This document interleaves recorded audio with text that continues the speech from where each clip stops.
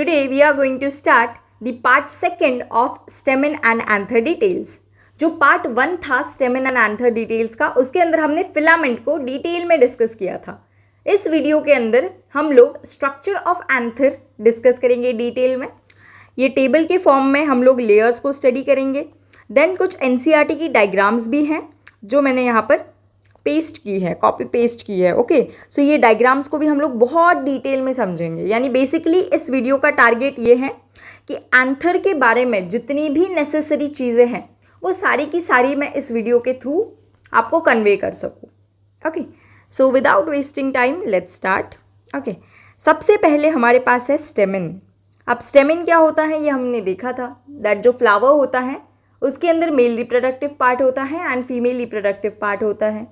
सो जो male reproductive part होता है उसे बोला जाता है स्टेमेन. ये जो स्टेमेन होता है ये दो पार्ट से बना होता है, एक होता है फिलामेंट एंड एक होता है एंथर. ये जो ऐसे स्टॉक लाइक स्ट्रक्चर होता है इसे बोला जाता है फिलामेंट एंड ये जो बाइलोब्ड स्ट्रक्चर हमें दिख रहा है इसे बोला जाता है एंथर.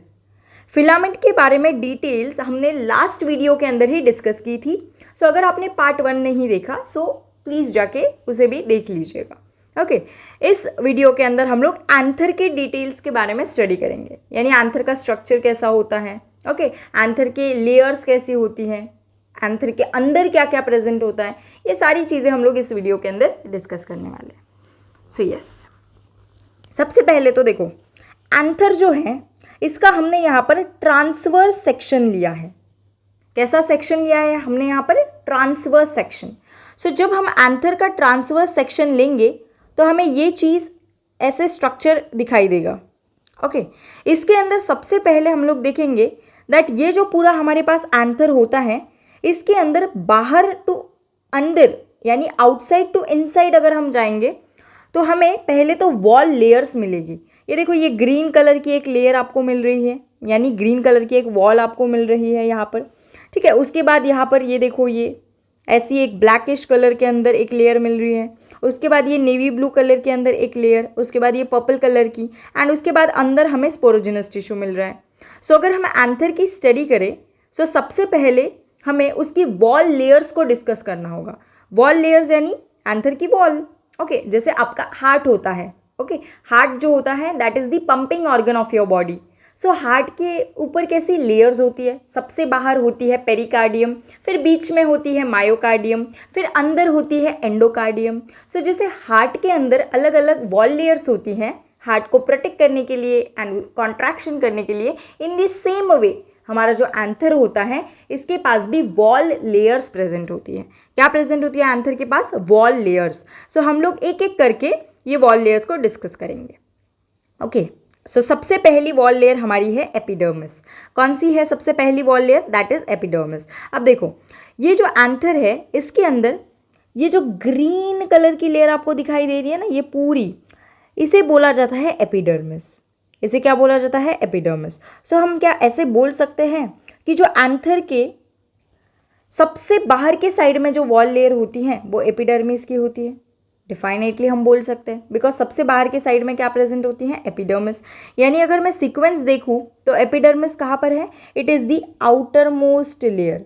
कहाँ होती है एपिडर्मिस? सबसे बाहर की साइड में प्रेजेंट होती है, यानी epidermis it is the outer most layer. अब अगर हम देखें एपिडर्मिस का फंक्शन क्या होता है, सो एपिडर्मिस सबसे बाहर प्रेजेंट है, यानी ऑफकोर्स जो चीज़ बाहर प्रेजेंट होती है उसका प्राइमरी फंक्शन होता है प्रोटेक्शन करना. जैसे हमारी हार्ट की जो सबसे बाहर की वॉल होती है पेरिकार्डियम, उसका फंक्शन क्या होता है? हार्ट को प्रोटेक्ट करना. इन द सेम वे जो एपिडर्मिस होती है जो कि एंथर की सबसे बाहर वाली वॉल लेयर होती है, उसका काम भी क्या होगा? Protection.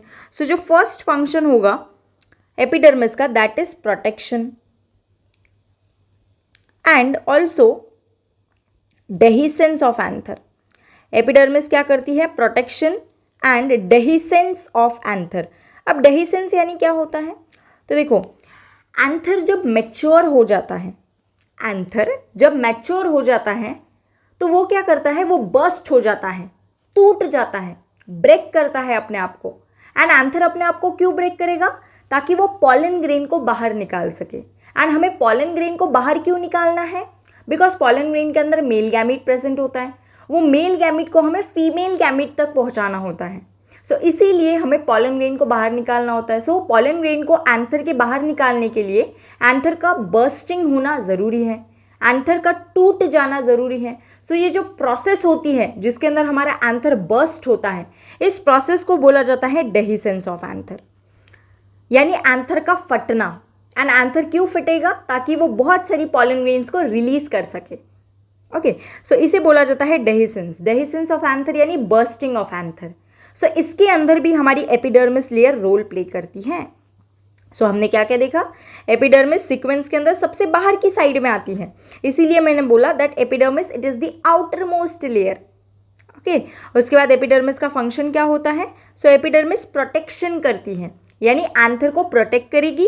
And dehiscence of anther यानी एंथर को बर्स्ट करने में हेल्प करेगी। उसके बाद हम देखते हैं स्ट्रक्चर। सो ये देखना, जो एपिडर्मिस लेयर है इसका जो स्ट्रक्चर है, ये इसका एपिडर्मिस लेयर का स्ट्रक्चर यानी क्या होता है? एपिडर्मिस जिन सेल्स से बनी है उनका स्ट्रक्चर हमें देखना होगा। सो ये देखिए एपिडर्मिस के सेल्स कैसे दिख रहे हैं आपको? ये सेल्स आपको ऐसे फ्लैट दिखाई दे रहे हैं। कैसे सेल्स है ये? आपके फ्लैट सेल्स है। सो मैं ऐसा बोल सकती हूँ that epidermis it consist of cells जो कि कैसे है? फ्लैट है। ओके, उसके बाद ये जो सेल्स है इनके अंदर ये जो पर्पल कलर का प्रेजेंट होता है राउंड स्ट्रक्चर, इसे बोला जाता है न्यूक्लियस। ये क्या होता है? ये जो पर्पल कलर का राउंड स्ट्रक्चर मैंने यहाँ पर निकाला है, इसे क्या बोला जाता है? न्यूक्लियस बोला जाता है। ठीक है, एंड आपके ये जो सेल्स दिख रहे हैं ये फ्लैट तो है ही, बट ये ट्यूब लाइक भी है। इसका मतलब मैं ऐसा बोल सकती हूँ कि ये ट्यूब्यूलर है। ट्यूब्यूलर यानी क्या होता है? Tube like cells. उसके बाद ये चपटे दिख रहे हैं आपको, इसका मतलब ये फ्लैट सेल्स हो गए। एंड इनके अंदर न्यूक्लियस भी प्रेजेंट होता है। सो यही क्या हो गया? हमारे एपिडर्मिस लेयर का स्ट्रक्चर हो गया। That epidermis layer it consist of cells. क्या लिखेंगे हम लोग? एपिडर्मिस लेयर के स्ट्रक्चर के अंदर इट कंसिस्ट ऑफ सेल्स जो कि कैसे हो? Tubular, flat. ओके, एंड जिसके अंदर क्या प्रेजेंट होता है? न्यूक्लियस प्रेजेंट होता है। Nucleus is present. न्यूक्लियस को क्या बोला जाता है? ब्रेन ऑफ सेल, जो कि क्या करता है? सेल की सारी एक्टिविटी को कंट्रोल करता है। सो यहाँ पर न्यूक्लियस भी क्या होगा? प्रेजेंट होगा। सो ये हो गया हमारे एपिडर्मिस लेयर का स्ट्रक्चर। उसके बाद हम देखेंगे एपिडर्मिस लेयर की प्लॉइडी। प्लॉइडी यानी क्या होता है? दैट कितने सेट्स ऑफ क्रोमोसोम उनके अंदर प्रेजेंट है। ठीक है, हैप्लॉइड, डिप्लॉइड, पॉलीप्लॉइड, ऐसे अलग अलग कंडीशंस होती हैं। सो एपिडर्मिस हमारी कैसी होती है वो हम देखेंगे। यहाँ पर देखना, ये जो हमारा स्टेमेन होता है ये डिप्लॉइड होता है, ये चीज़ हमें पता है। अब ये स्टेमेन का ही पार्ट होता है एंथर, यानी हमारा एंथर भी कैसा होगा? डिप्लॉइड। एंड हम इस एंथर की ही वॉल लेयर्स को स्टडी कर रहे हैं। सो ये जो एपिडर्मिस है ये एंथर की ही वॉल लेयर है। तो अगर एंथर आपका डिप्लॉइड है, इसका मतलब ये एपिडर्मिस लेयर भी आपकी कैसी होगी? डिप्लॉइड होगी। सो अगर मैं प्लॉइडी लेवल की बात करूँ तो एपिडर्मिस लेयर कैसी होगी? डिप्लॉइड होगी। डिप्लॉइड यानी उनके अंदर 2 सेट्स ऑफ क्रोमोसोम प्रेजेंट होंगे। ठीक है, आई एम रिपीटिंग अगेन, आपका जो स्टेमेन होता है वो डिप्लॉइड होता है। अब ये जो एंथर होता है ये स्टेमेन का ही पार्ट है, इसका मतलब आपका एंथर भी डिप्लॉइड होगा। एंड ये जो एपिडर्मिस होती है ये आपकी एंथर की ही वॉल लेयर है, यानी आपकी एपिडर्मिस भी कैसी होगी? डिप्लॉइड होगी। आई होप इट इज़ क्लियर। ठीक है, सो ये याद रखने के लिए मैंने ऐसे बताया। सो प्लॉइडी लेवल कैसी होती है? 2n यानी डिप्लॉइड। यानी इसका मतलब क्या होता है? दैट इनके अंदर एपिडर्मिस के जो सेल्स होते हैं उनके अंदर 2 सेट्स ऑफ क्रोमोसोम प्रेजेंट होते हैं। क्या बताया मैंने डिप्लॉइड का मीनिंग? दैट ये जो एपिडर्मिस के ये जो सेल्स है फ्लैट ट्यूब्यूलर सेल, इनके न्यूक्लियस, ये जो पर्पल कलर का न्यूक्लियस है उसके अंदर 2 सेट्स ऑफ क्रोमोसोम प्रेजेंट होते हैं, इसीलिए इन्हें क्या बोला जाता है? डिप्लॉइड बोला जाता है। I hope it is clear. उसके बाद हम देखेंगे नंबर ऑफ लेयर्स, यानी कितनी लेयर्स प्रेजेंट होती हैं एपिडर्मिस की। सो आप इजीली यहाँ पर देख सकते हो दैट एपिडर्मिस की एक ही लेयर आपको दिख रही है, राइट? ऐसे मल्टीपल लेयर्स थोड़ी ना है, एक ही लेयर तो दिख रही है एपिडर्मिस की। सो हम लोग ऐसे लिखेंगे यहाँ पर that epidermis it is single layered. ठीक है, नंबर ऑफ लेयर्स, एक ही लेयर प्रेजेंट होती है यानी सिंगल लेयर्ड।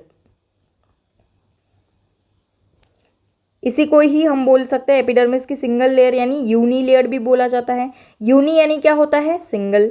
सो सिंगल लेयर प्रेजेंट होती है यानी इसको हम लोग क्या बोलेंगे? यूनी लेयर्ड बोलेंगे। उसके बाद क्या मैच्योर एंथर के अंदर एपिडर्मिस होती है या नहीं होती? सो यस, मैच्योर एंथर के अंदर एपिडर्मिस होती है। पहले तो आपको ये चीज़ समझनी होगी दैट मैच्योर एंथर यानी क्या होता है। सो आपको यहाँ पर इतना याद रखना है दैट जब एंथर का टाइम आता है डेहिसेंस का, यानी जब एंथर को बर्स्ट करना होता है, बर्स्ट करके पॉलन ग्रेन बाहर निकालनी होती है, उस टाइम पर जो एंथर प्रेजेंट होता है उसे बोला जाता है मैच्योर एंथर। मैच्योर एंथर यानी जब एंथर का डेहिसेंस का यानी एंथर के बर्स्टिंग का टाइम आता है, तो तब जो एंथर होता है उसे बोला जाता है मैच्योर एंथर। सो मैच्योर एंथर के अंदर हमारी एपिडर्मिस लेयर प्रेजेंट होती है। आई होप ये चीज़ आपको क्लियर है। ठीक है, सो हमने एपिडर्मिस के बारे में क्या क्या डिस्कस किया, दैट सीक्वेंस के अकॉर्डिंग हमारी एपिडर्मिस सबसे बाहर प्रेजेंट है, आउटर मोस्ट लेयर होती है। अगर आप रूट, स्टेम, लीव्स इनके एनाटॉमी अगर स्टडी करोगे सो वहाँ पे भी आपको पता चलेगा दैट जो एपिडर्मिस होती है वो एनाटॉमी के अंदर भी सबसे बाहर ही होती है। इन द सेम वे जो हमारी एंथर की वॉल लेयर है उसके अंदर भी एपिडर्मिस सबसे बाहर होती है। ठीक है, उसके बाद फंक्शन क्या होता है एपिडर्मिस का, protection and dehiscence of anther, यानी ये एंथर को प्रोटेक्ट करेगी एंड एंथर के बर्स्टिंग में हेल्प करेगी, यानी डेहिसेंस ऑफ एंथर के अंदर ये हेल्प करेगी। उसके बाद हमने देखा स्ट्रक्चर। सो एपिडर्मिस के अंदर इट कंसिस्ट ऑफ सेल्स जो कि फ्लैट होंगे, ट्यूब लाइक होंगे, इसीलिए इसे ट्यूबुलर बोला, एंड न्यूक्लियस इनके अंदर प्रेजेंट होता है इन सेल्स के अंदर। उसके बाद मैंने आपको प्लॉइडी लेवल बताई। सो ये जो सेल्स होते हैं एपिडर्मिस के, इनके न्यूक्लियस के अंदर 2 सेट्स ऑफ क्रोमोसोम होते हैं, इसीलिए इन्हें हम कैसे बोलेंगे, डिप्लॉइड बोलेंगे। सेल्स डिप्लॉइड होंगे, इसका मतलब वो पूरी लेयर कैसी हो जाएगी, डिप्लॉइड हो जाएगी, यानी उनके अंदर 2 सेट्स ऑफ क्रोमोसोम होंगे। देन हमने देखा एपिडर्मिस की कितनी लेयर्स प्रेजेंट होती हैं। सो एपिडर्मिस की एक सिंगल लेयर हमारे पास वहाँ पर देखने को मिलेगी एंथर के वॉल लेयर के अंदर, इसीलिए इसे बोला जाता है यूनी लेयर्ड। यूनी यानी सिंगल, यानी एक ही लेयर प्रेजेंट होगी एपिडर्मिस की इन दी स्ट्रक्चर ऑफ एंथर। फिर हमने देखा मैच्योर एंथर के अंदर ये होगी या नहीं। सो यस, मैच्योर एंथर के अंदर एपिडर्मिस प्रेजेंट होती है। एंड मैच्योर एंथर हम किसे बोलते हैं, जब एंथर का डेहिसेंस का टाइम आता है, यानी जब एंथर बर्स्ट होता है उस टाइम पे जो एंथर होता है उसे बोला जाता है मैच्योर एंथर। ये हम लोग देखेंगे सामने, बट अभी आपको इतना याद रखना है। आई होप एपिडर्मिस आपको पूरा का पूरा क्लियर है। अभी जो नेक्स्ट लेयर हम लोग पढ़ने वाले हैं that is the endothecium layer. Endothecium अभी होती कहाँ पर है, सो ये देखना, ये जो हमारी ग्रीन वाली लेयर है that is the epidermis layer, इसके अंदर ये जो बड़ी सी लेयर, बड़े सेल्स की लेयर आपको जो दिख रही है, इसे क्या बोला जाता है, this is known as endothecium. यानी अगर हम सीक्वेंस की बात करें तो एंडोथीशियम लेयर हमारी कहाँ प्रेजेंट होती है, एपिडर्मिस के अंदर या फिर एपिडर्मिस के नीचे प्रेजेंट होती है। ये हमारी एपिडर्मिस लेयर हो गई, राइट, ये ग्रीन वाली, इसके नीचे प्रेजेंट होती है ये वाली लेयर, इस लेयर को हम बोलते हैं एंडोथीशियम। ओके, सो अगर मैं सीक्वेंस की बात करूँ, सो एंडोथीशियम कहाँ होती है, inner side of epidermis, epidermis के अंदर वाले साइड में, इनर साइड ऑफ एपिडर्मिस। या फिर हम ऐसे भी बोल सकते हैं दैट ये layer, endothecium layer epidermis layer के नीचे प्रेजेंट होती है, बिकॉज ये देखो ये एपिडर्मिस ऊपर है, इसके नीचे ये लेयर प्रेजेंट होती है। सो इसे हम लोग क्या बोलेंगे, सब एपिडर्मल। क्या बोलेंगे इसे हम लोग, सब एपिडर्मल। बायो के अंदर आपको कभी भी याद रखना है कि अगर सब वर्ड आ रहा है इसका मतलब वो नीचे वाली चीज़ को रिप्रेजेंट कर रहा है, एंड अगर सुप्रा वर्ड आ रहा है इसका मतलब वो ऊपर वाली चीज़ को रिप्रेजेंट कर रहा है। I am repeating again, biology के अंदर एक टर्म होती है सब, सब यानी होता है नीचे, एंड एक टर्म होती है सुप्रा, सुप्रा यानी होता है ऊपर। सो हमारी ये जो एंडोथीशियम लेयर है ये एपिडर्मिस के नीचे प्रेजेंट है, इसीलिए हमने क्या बोल दिया इसके पोजीशन को, दैट इट इज सब एपिडर्मल। सब यानी नीचे एंड एपिडर्मल यानी एपिडर्मिस के। सो एपिडर्मिस के नीचे एंडोथीशियम प्रेजेंट होती है, इसीलिए इसे सब एपिडर्मल लेयर बोला जाता है। उसके बाद अगर हम बात करें फंक्शन की, सो इसका फंक्शन भी एपिडर्मिस की तरह ही है, that is protection and dehiscence of anther.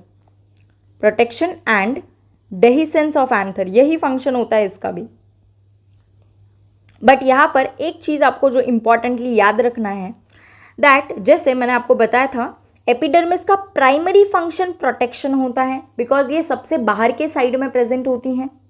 वैसे ही जो एंडोथीशियम है उसका प्राइमरी फंक्शन डेहिसेंस होता है। अब ऐसा क्यों, ये हम स्ट्रक्चर के अंदर समझेंगे दैट ऐसा क्यों होता है, दैट एंडोथीशियम का इंपॉर्टेंट फंक्शन डेहिसेंस होता है। Why? This we will understand with the structure.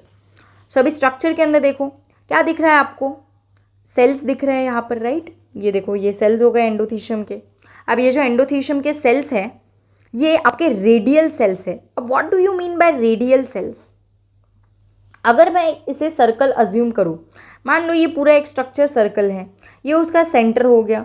हमें पता है सेंटर से लेकर तो सर्कल के सरकमफरेंस तक ये जो डिस्टेंस होता है इसे बोला जाता है रेडियस, ठीक है? सो अगर मैं बात करूँ ये सेंटर है, तो यहाँ पर देखना ये सेल्स ऐसे फेस कर रहे हैं सेंटर की टूवर्ड्स, रेडियस के अलॉन्ग ये सेल्स प्लेस कर रखे, ये देखना ये ऐसे हैं, राइट? उसके बाद इस साइड वाले सेल्स ऐसे हैं, इस साइड वाले ऐसे हैं, इस साइड वाले ऐसे हैं, यानी ये जितने भी सेल्स हैं ये अलॉन्ग दी रेडियस है। देखना ये ऐसे ऐसे ऐसे एंड ये इस साइड वाले ऐसे प्रेजेंट है, यानी ये सारे के सारे cells along the radius present है, इसीलिए इन्हें हम लोग बोलेंगे radial cells. So endothecium layer जो होती है उनके अंदर रेडियल सेल्स होंगे एंड ये बड़े बड़े होंगे, लाइक लॉन्ग सेल्स हैं, इसीलिए हम इन्हें बोलेंगे रेडियली एलोंगेटेड सेल्स। सो जो एंडोथीशियम लेयर होती हैं उसके cells along the radius present होते हैं, इसीलिए इन्हें रेडियल सेल्स बोला जाता है एंड ये लंबे लंबे होते हैं, दैट्स वाई इन्हें एलोंगेटेड सेल्स बोला जाता है। एंड इनकी जो वॉल होती है ना ये थिन नहीं होती, ये एंडोथीशियम के जो सेल्स होते हैं इनकी वॉल बहुत ज़्यादा थिक होती है एंड ये थिक क्यों होती है? फाइबर्स की वजह से। सो हम लोग बोल सकते हैं कि फाइब्रस थिकनिंग्स इनके अंदर प्रेजेंट होती है, बहुत ज़्यादा थिक वॉल्स होती है इनकी। ओके, सो यही हम लोग लिखेंगे स्ट्रक्चर के अंदर। एंड आप लोग देख सकते हो इनके अंदर भी न्यूक्लियस प्रेजेंट है। ये जो रेड कलर के अंदर जो डॉट डॉट स्ट्रक्चर निकाला है मैंने, ये क्या होता है? न्यूक्लियस होता है। I hope it is clear. So अगर हम एंडोथीशियम की बात करें सो हम लोग यहाँ पर लिख सकते हैं दैट एंडोथीशियम के अंदर भी इट कंसिस्ट ऑफ सेल्स जो कि कैसे होते हैं? Radially elongated. ये सेल्स कैसे होंगे? Radially elongated. रेडियली क्यों बोला? बिकॉज ये अलॉन्ग द रेडियस होते हैं। एंड एलोंगेटेड क्यों बोला? बिकॉज ये लंबे लंबे सेल्स होते हैं। So this cells are radially elongated with fibrous thickenings, यानी इनकी जो वॉल होती है ये बहुत ज़्यादा थिक होती हैं बिकॉज वो किसकी बनी होती है? फाइबर्स की बनी होती हैं। So elongated with fibrous thickenings. I hope it is clear. अब क्या होता है पता है, मैंने आपको बताया दैट ये जो एंडोथीशियम होती है इसका प्राइमरी फंक्शन क्या होता है? Dehiscence of anther. ऐसे क्यों होता है दैट इसका प्राइमरी फंक्शन ये होता है? सो ध्यान से यहाँ पर समझना, जो ये सेल्स होते हैं ना, किसके सेल्स? एंडोथीशियम के सेल्स। ये एंडोथीशियम के सेल्स कॉन्ट्रैक्ट होते हैं। कॉन्ट्रैक्ट होना यानी लेंथ के अंदर छोटे हो जाते हैं एंड ये कॉन्ट्रैक्ट कर कर उनके अंदर का वाटर लूज करते हैं।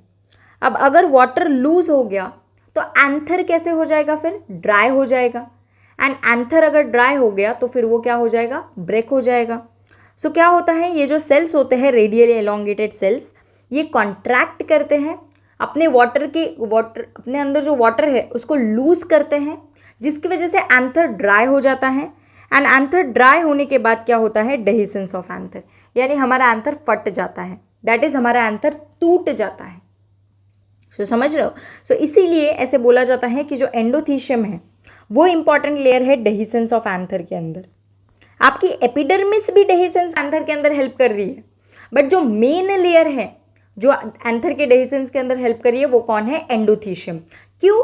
क्योंकि एंडोथीशियम के सेल्स के अंदर कैपेबिलिटी होती है। किसकी capability?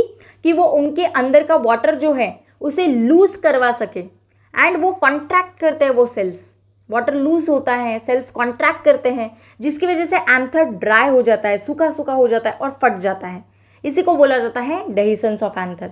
So dehiscence of anther के लिए जो मेन लेयर रिस्पॉन्सिबल होती है वो कौन सी होती है? हमारी एंडोथीशियम होती है। एपिडर्मिस भी उसके अंदर रोल प्ले करती है, बट एपिडर्मिस ज़्यादा रोल प्ले नहीं करती डेहिसेंस के अंदर, मतलब वो जस्ट हेल्प करती है।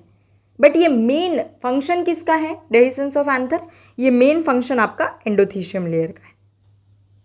I hope it is clear. ठीक है, उसके बाद प्लॉइडी लेवल क्या होती है? सो अगेन जो एंडोथीशियम के जो सेल्स होते हैं उनके न्यूक्लियस के अंदर 2 सेट्स ऑफ क्रोमोसोम प्रेजेंट होते हैं, यानी प्लॉइडी लेवल हम लोग क्या लिखेंगे यहाँ पर, डिप्लॉयड। 2 सेट्स ऑफ क्रोमोसोम इनके अंदर प्रेजेंट होते हैं।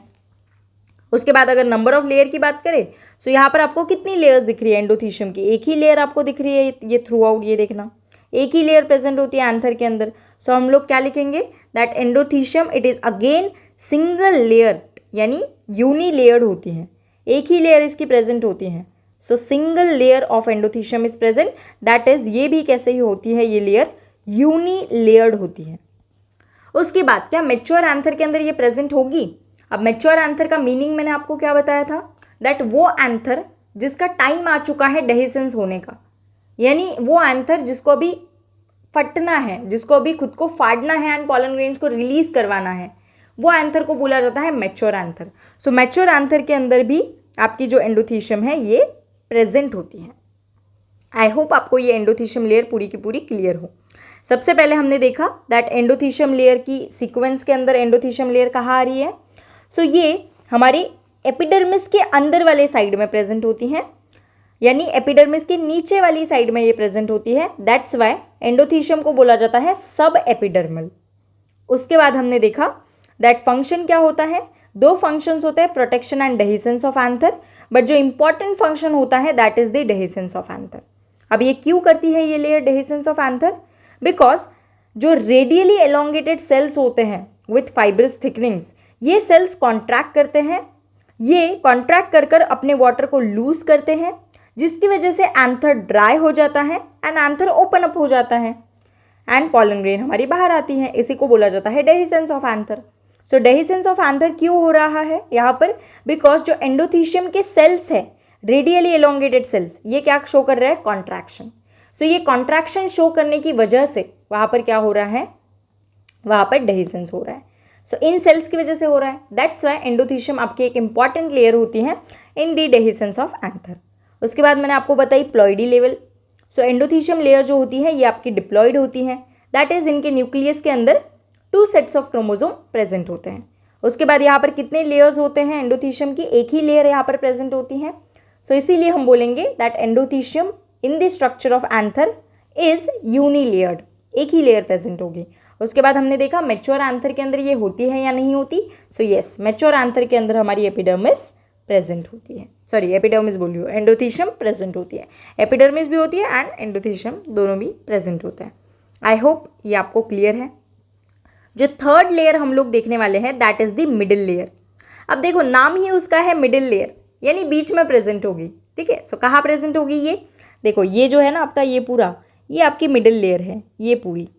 सो ये मिडिल लेयर कहाँ पर प्रेजेंट है, ये पर्पल वाली लेयर एंड ये हमारी एंडोथीशियम जो हमने अभी पढ़ी है इसके बीच में ये प्रेजेंट है, राइट। ये जो हमारी मिडिल लेयर है ये कहाँ पर प्रेजेंट है, ये एंडोथीशियम एंड ये जो पर्पल वाली टेपेटम लेयर है इसके बीच में मिडिल लेयर प्रेजेंट है।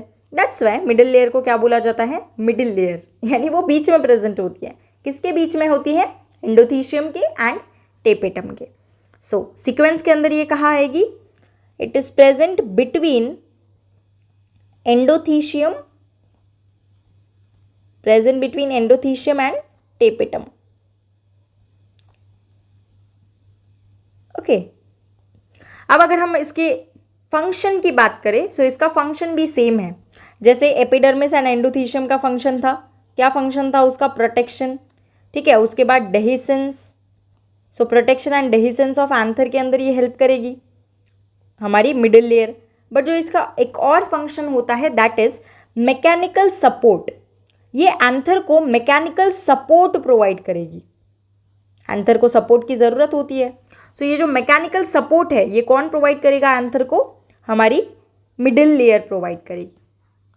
आई होप ये चीज़ क्लियर है। देखो जो आपका डेहिसेंस है ना, डेहिसेंस ऑफ एंथर, ये एपिडर्मिस भी करवा रही है, एंडोथीशियम भी करवा रही है एंड मिडिल लेयर भी करवा रही है, बिकॉज देखो dehiscence dehiscence dehiscence.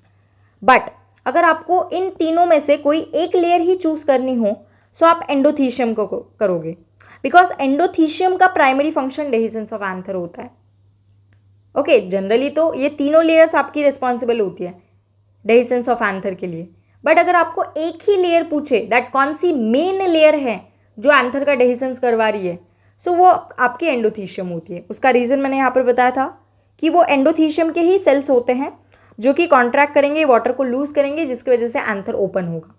So dehiscence of anther में जो की रोल प्ले कर रही है वो एंडोथीशियम है। सो अगर आपको इन तीनों में से कोई एक चूज करनी हो, epidermis, endothecium and middle layer में से, सो आप एंडोथीशियम करोगे अगर आपसे डेहिसेंस पूछे तब। Okay, I hope it is clear. So ये हमने देख लिया। अब मिडिल लेयर के स्ट्रक्चर हम लोग देखेंगे। सो देखो यहाँ पर मिडिल लेयर के सेल्स आपको दिख रहे हैं। अब यहाँ पर मैंने थोड़े से इसे बड़े बड़े बनाए हैं सेल्स, इतने बड़े नहीं होते। ये देखो, ये जो नीचे वाले सेल्स है ना, ऐसे फ्लैट सेल्स होते हैं आपके मिडिल लेयर के। सो मिडिल लेयर के सेल्स कैसे होंगे आपके? फ्लैट होंगे। उसके बाद इनकी जो वॉल होती है ना ये सेल्स की, वो बहुत ज़्यादा थिन होती है, पतली पतली सी वॉल होती है ये सेल्स की। सो ये सेल्स कैसे होंगे मिडिल लेयर के? एक तो ये आपकी पतली लेयर वाले सेल्स होंगे एंड ये एकदम फ्लैट सेल्स आपके प्रेजेंट होंगे। उसके बाद इनके सेल्स के अंदर भी आपको क्या देखने को मिलेगा? न्यूक्लियस देखने को मिलेगा। सो यस, एंड कितने न्यूक्लियस है? एक ही न्यूक्लियस है। सो आप इसे क्या बोल सकते हो? यूनी न्यूक्लिएटेड भी आप इसको बोल सकते हो। सो स्ट्रक्चर के अंदर हम लोग लिखेंगे that middle layer consist of cells, जो कि कैसे होते हैं? फ्लैट होते हैं। अगेन एपिडर्मिस के सेल्स की तरह फ्लैट होते हैं। उसके बाद इनकी वॉल कैसी होती है? थिन होती है। सो फ्लैट सेल्स जिनकी वॉल पतली सी होती है, थिन होती है। उसके बाद इनके अंदर भी आपका न्यूक्लियस प्रेजेंट होता है। और एक कैरेक्टरिस्टिक प्रॉपर्टी जो होती है ये सेल्स की, वो ये होती है दैट इन सेल्स के अंदर स्टार्च प्रेजेंट होता है। अभी आपको स्टार्च तो पता ही है, ये जो सेल्स होती है ना मिडिल लेयर की, ये रिच इन स्टार्च होती है। अब स्टार्च क्या होता है? प्लांट का खाना, ठीक है, बेसिकली। सो यहाँ पर स्टार्च भी प्रेजेंट होगा। अब स्टार्च क्यों प्रेजेंट होता है यहाँ पर? बिकॉज हम अगली क्लास के अंदर जब माइक्रोस्पोरोजेनेसिस पढ़ेंगे तब हम देखेंगे वहाँ पर दैट जो ये स्पोरोजेनस टिश्यू होता है ना, ये अंदर यहाँ पर ये स्पोरोजेनस टिश्यू के अंदर मदर सेल होती है। कौन सी सेल होती है? Mother cell. ये मदर सेल आपकी पॉलन ग्रेन को फॉर्म करेगी। सो ये जो पॉलन ग्रेन है इसे खाना तो लगेगा ना इनिशियली। सो इसे खाना देने का काम कौन करती है? आपकी मिडिल लेयर करती है। सो इसीलिए हम बोलते हैं middle layer it is rich in starch. And ये स्टार्च किसके लिए चाहिए हमें? ये स्टार्च हमें पॉलन ग्रेन्स के लिए चाहिए। सो यस, ये भी हमने देख लिया। सो आई होप ये क्लियर है दैट स्ट्रक्चर के अंदर मिडिल लेयर के जो सेल्स होते हैं वो एकदम फ्लैट होते हैं, उनकी वॉल थिन होती है, उनके अंदर न्यूक्लियस प्रेजेंट होता है एंड इनके सेल्स जो होते हैं ये रिच इन स्टार्च होते हैं। एंड स्टार्च में रिच होते हैं, वाई? बिकॉज हमें पॉलन ग्रेन्स को खाना प्रोवाइड करना है। सो ये लेयर पॉलन ग्रेन को क्या प्रोवाइड करेगी? फूड प्रोवाइड करेगी, that is starch in the form, मतलब फूड प्रोवाइड करेंगे in the form of starch. I hope आपको ये चीज़ क्लियर है। उसके बाद अगर हम प्लॉइडी लेवल की बात करें, सो जो ये मिडिल लेयर के जो सेल्स होते हैं इनके न्यूक्लियस के अंदर भी 2 सेट्स ऑफ क्रोमोसोम प्रेजेंट होते हैं, इसीलिए ये सेल्स हमारी कैसी होती है? डिप्लॉइड सेल्स होती है, डिप्लॉइड।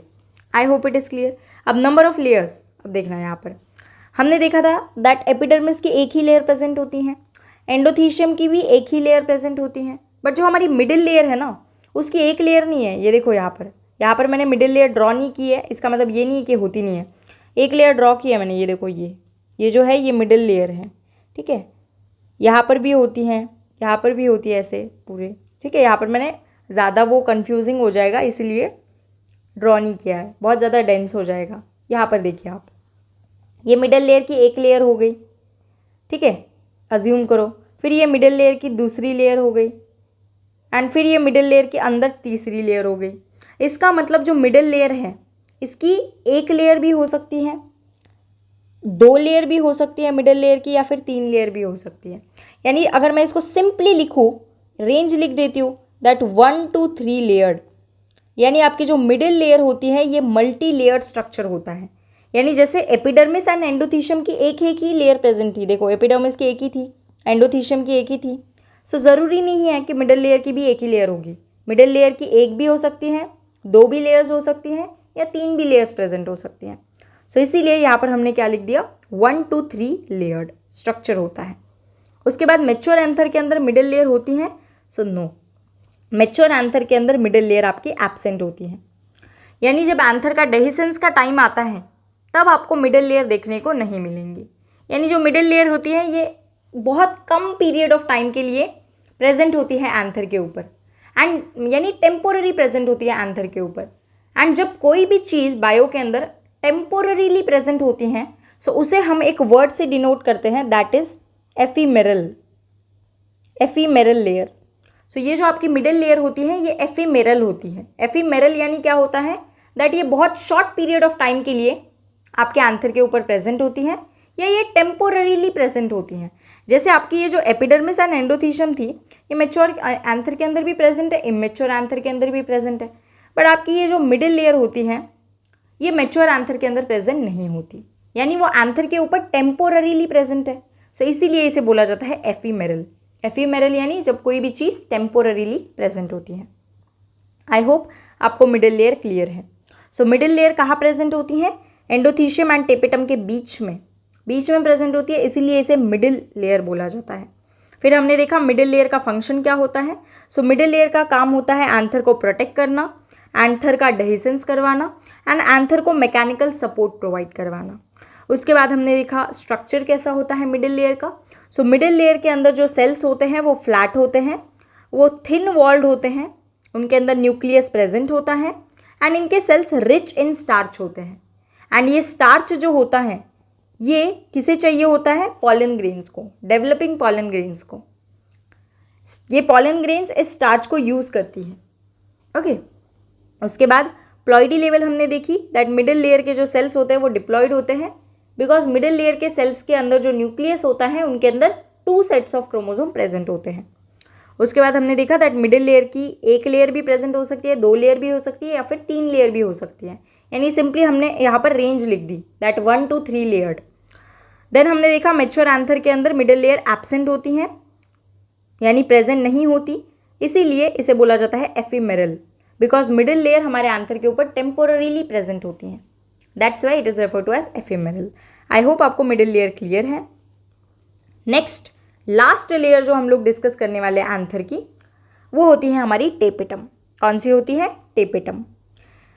सो देखना ये जो हमारी पर्पल कलर की है ना इसे बोला जाता है टेपिटम, लास्ट वाली लेयर, सबसे अंदर वाली लेयर। सो कहाँ प्रेजेंट होती है टेपिटम, सबसे अंदर वाली साइड में, यानी मैं यहाँ पर लिख सकती हूँ that tapetum it is the inner most layer, सबसे अंदर वाली जो लेयर होती है दैट इज़ द टेपिटम। उसके बाद टेपिटम का जो फंक्शन होता है ना, जैसे हमारी एपिडर्मिस के 2 फंक्शंस थे, एंडोथीशियम के हमारे 2 फंक्शंस थे, मिडिल लेयर के हमारे 3 फंक्शंस हैं, वैसे टेपिटम के मल्टीपल फंक्शंस हैं, यानी 5 फंक्शंस हमारे पास होते हैं टेपिटम के। ओके जो पहला मोस्ट इंपॉर्टेंट फंक्शन जो होता है टेपिटम का that is to provide nourishment.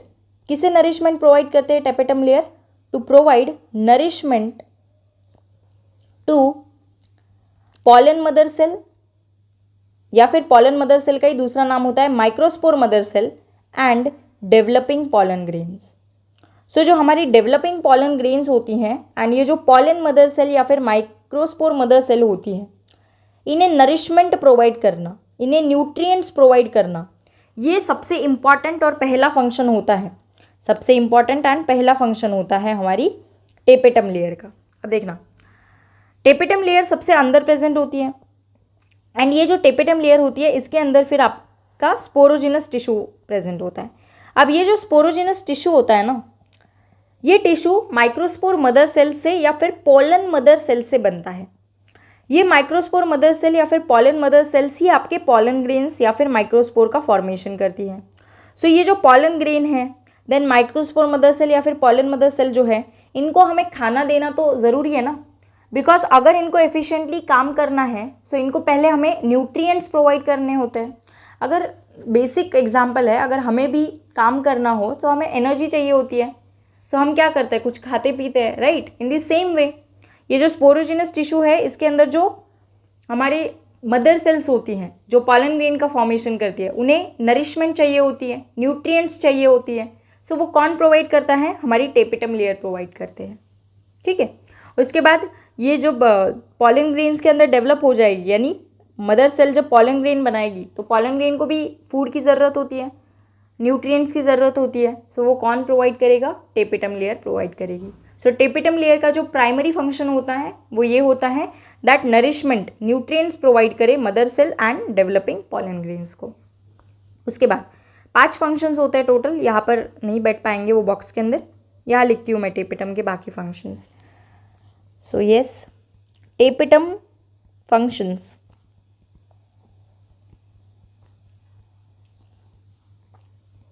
जो दूसरा फंक्शन होता है टेपिटम का वो होता है दैट सिक्रीशन ऑफ कैलेज एंजाइम। आपकी जो टेपिटम लेयर होती है ना, ये एक एंजाइम सिक्रीट करती हैं जिसका नाम होता है कैलेज enzyme.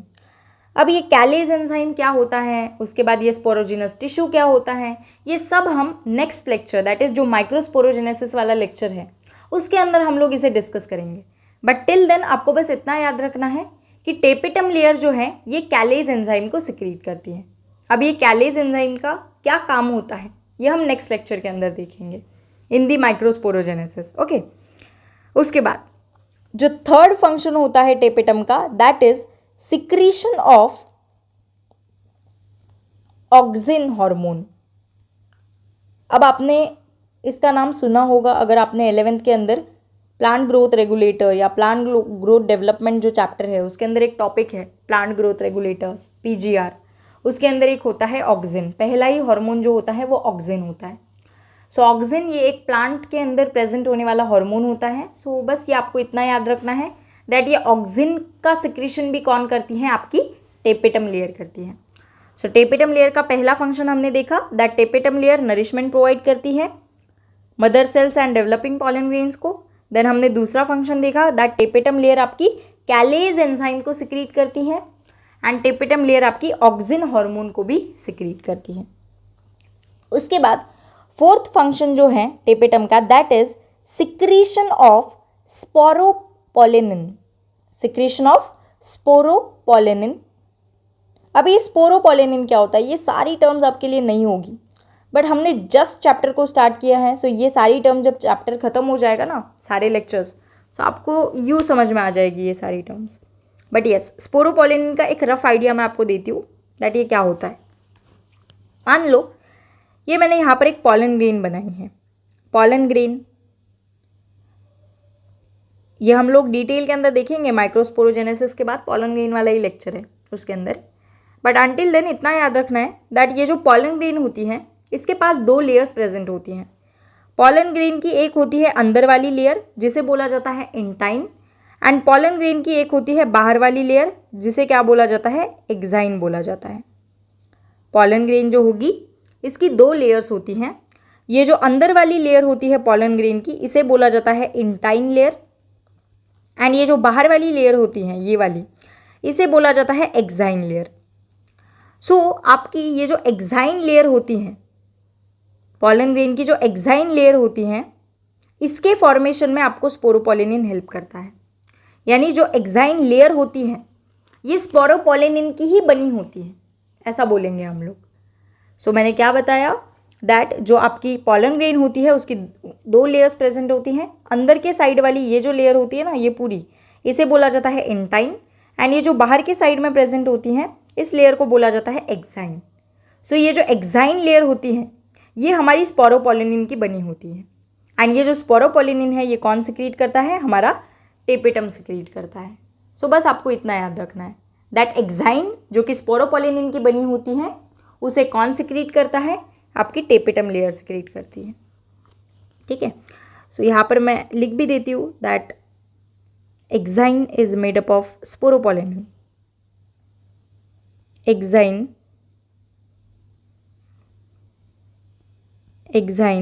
is made up of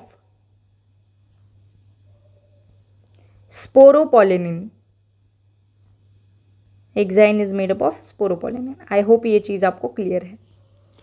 उसके बाद लास्ट फंक्शन हम देखेंगे दैट हमारी ये जो टेपिटम लेयर होती है ना, ये पॉलन किट सब्सटेंसेस का भी सिक्रीशन करती है। So secretion of pollenkitt substances, pollenkitt substances. अब आप पूछोगे ये पॉलन किट क्या होती है। सो देखो, आपके अंदर मतलब आपके यानी प्लांट्स के अंदर जब पॉलिनेशन होता है ना, सो वो पॉलिनेशन को परफॉर्म करने के लिए अलग अलग एजेंट्स होते हैं जिन्हें हम लोग पॉलिनेटर्स बोलते हैं। अब ये जो एजेंट्स होते हैं ना अलग अलग, ये होता है विंड, यानी विंड के थ्रू पॉलिनेशन हो सकता है। या फिर दूसरा एजेंट आपका होता है वाटर, यानी पॉलन ग्रेन्स जो होंगी वो वाटर के थ्रू ट्रैवल करेंगी, वाटर करंट्स के थ्रू। सो उसे बोलेंगे हम लोग हाइड्रो, लाइक वाटर के थ्रू पॉलिनेशन होगा, हाइड्रोफिली। उसके अंदर भी अलग अलग टाइप्स होते हैं, वो हम लोग देखेंगे। बट आपको इतना याद रखना है दैट पॉलिनेशन परफॉर्म करने के लिए अलग अलग एजेंट्स होते हैं। विंड के थ्रू पॉलिनेशन होता है, वाटर के थ्रू पॉलिनेशन होता है, इंसेक्ट्स के थ्रू पॉलिनेशन होता है, या अलग अलग एनिमल्स के थ्रू भी पॉलिनेशन होता है। सो ये जो पॉलन किट होती है ना, ये उन प्लांट की स्पीशीज के अंदर प्रेजेंट होती हैं जिनके अंदर पॉलिनेशन इंसेक्ट्स के थ्रू होता है, यानी जो पॉलन ग्रेन का ट्रांसफर होगा वो इंसेक्ट्स करेंगे। सो ऐसे प्लांट्स जिनके अंदर पॉलिनेशन, ऐसे प्लांट्स जिनके अंदर पॉलिनेशन इंसेक्ट्स के थ्रू होता है, उनके अंदर आपकी पॉलन किट प्रेजेंट होती हैं। सो यस, ऐसे प्लांट्स जिनके अंदर पॉलिनेशन इंसेक्ट्स के थ्रू होगा, उनके अंदर आपकी पॉलन किट क्या होगी, प्रेजेंट होगी। पहले पॉइंट तो ये हो गया। अब ये पॉलन किट होती क्या है, यानी करता क्या है ये पॉलन किट, या करती क्या है ये पॉलन किट। सो आपको यहाँ पर याद रखना है ये पॉलन किट के ना 3 फंक्शंस होते हैं, स्पेसिफिक फंक्शंस। ये पॉलन किट क्या करती हैं, ये आपके पॉलन ग्रेन को प्रोटेक्ट करती हैं from ultraviolet radiation, protects pollen grain from ultraviolet radiation. अब आपको पता है जो सन के रेडिएशंस होते हैं उन्हें क्या बोला जाता है, यूवी रेडिएशंस या फिर अल्ट्रावायलेट रेडिएशन। सो वो हमारे लिए भी हार्मफुल होते हैं। ओके, सो हम क्या करते हैं, बाहर जाने से पहले सनस्क्रीन अप्लाई करते हैं। इन द सेम वे जो पॉलन ग्रेन्स होते हैं उनके लिए भी अल्ट्रावायलेट रेडिएशंस जो होते हैं ये हार्मफुल होते हैं। That's Y in ultraviolet radiation से प्रोटेक्ट करने के लिए पॉलन ग्रेन के पास पॉलन किट सब्सटेंसेस होती है। सो पॉलन किट सब्सटेंस का पहला काम है पॉलन ग्रेन को प्रोटेक्ट करना अल्ट्रावायलेट रेडिएशन से। और ये पॉलन किट होती क्या है, ये पॉलन ग्रेन के ऊपर ही प्रेजेंट होती है, एक स्टिकी ऑयली लेयर होती है ये, जो कहाँ प्रेजेंट होती है, पॉलन ग्रेन के अराउंड। नहीं, मान लो ये पॉलन ग्रेन है आपकी, सो इसके अराउंड एक ऐसी स्टिकी लेयर होगी जो कि प्रेजेंट होती है, उसी को ही हम लोग बोलते हैं pollen kit substance. Oily layer होती है, स्टिकी बोल दो या ऑयली लेयर बोल दो, oily layer around pollen grains. So ये क्या करेगी पॉलन किट, ये अल्ट्रावायलेट रेडिएशन से इन पॉलन ग्रेन को प्रोटेक्ट करेगी। ये मैंने पॉलन किट निकाली है रेड कलर से, ठीक है। अब दूसरा फंक्शन क्या होता है पता है ये पॉलन किट का, दैट ये पॉलन ग्रेन को ना एकदम स्टिकी नेचर प्रोवाइड करती है, जिसकी वजह से पॉलन ग्रेन इजीली इंसेक्ट्स के ऊपर अटैच हो जाते हैं, ठीक है। अगर पॉलन ग्रेन्स को इंसेक्ट्स के ऊपर अटैच होना है तो उनका स्टिकी नेचर होना ज़रूरी है। सो ये जो पॉलन किट होती हैं ये पॉलन ग्रेन को स्टिकी नेचर प्रोवाइड करती है। सो प्रोवाइड्स स्टिकी नेचर, दूसरा फंक्शन होता है पॉलन किट का, provides sticky nature which helps pollen grain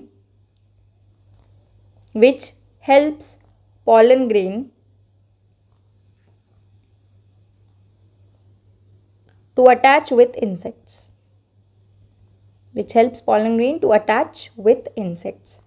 I hope आपको ये सेकेंड पॉइंट भी क्लियर है रिगार्डिंग दी पॉलन किट।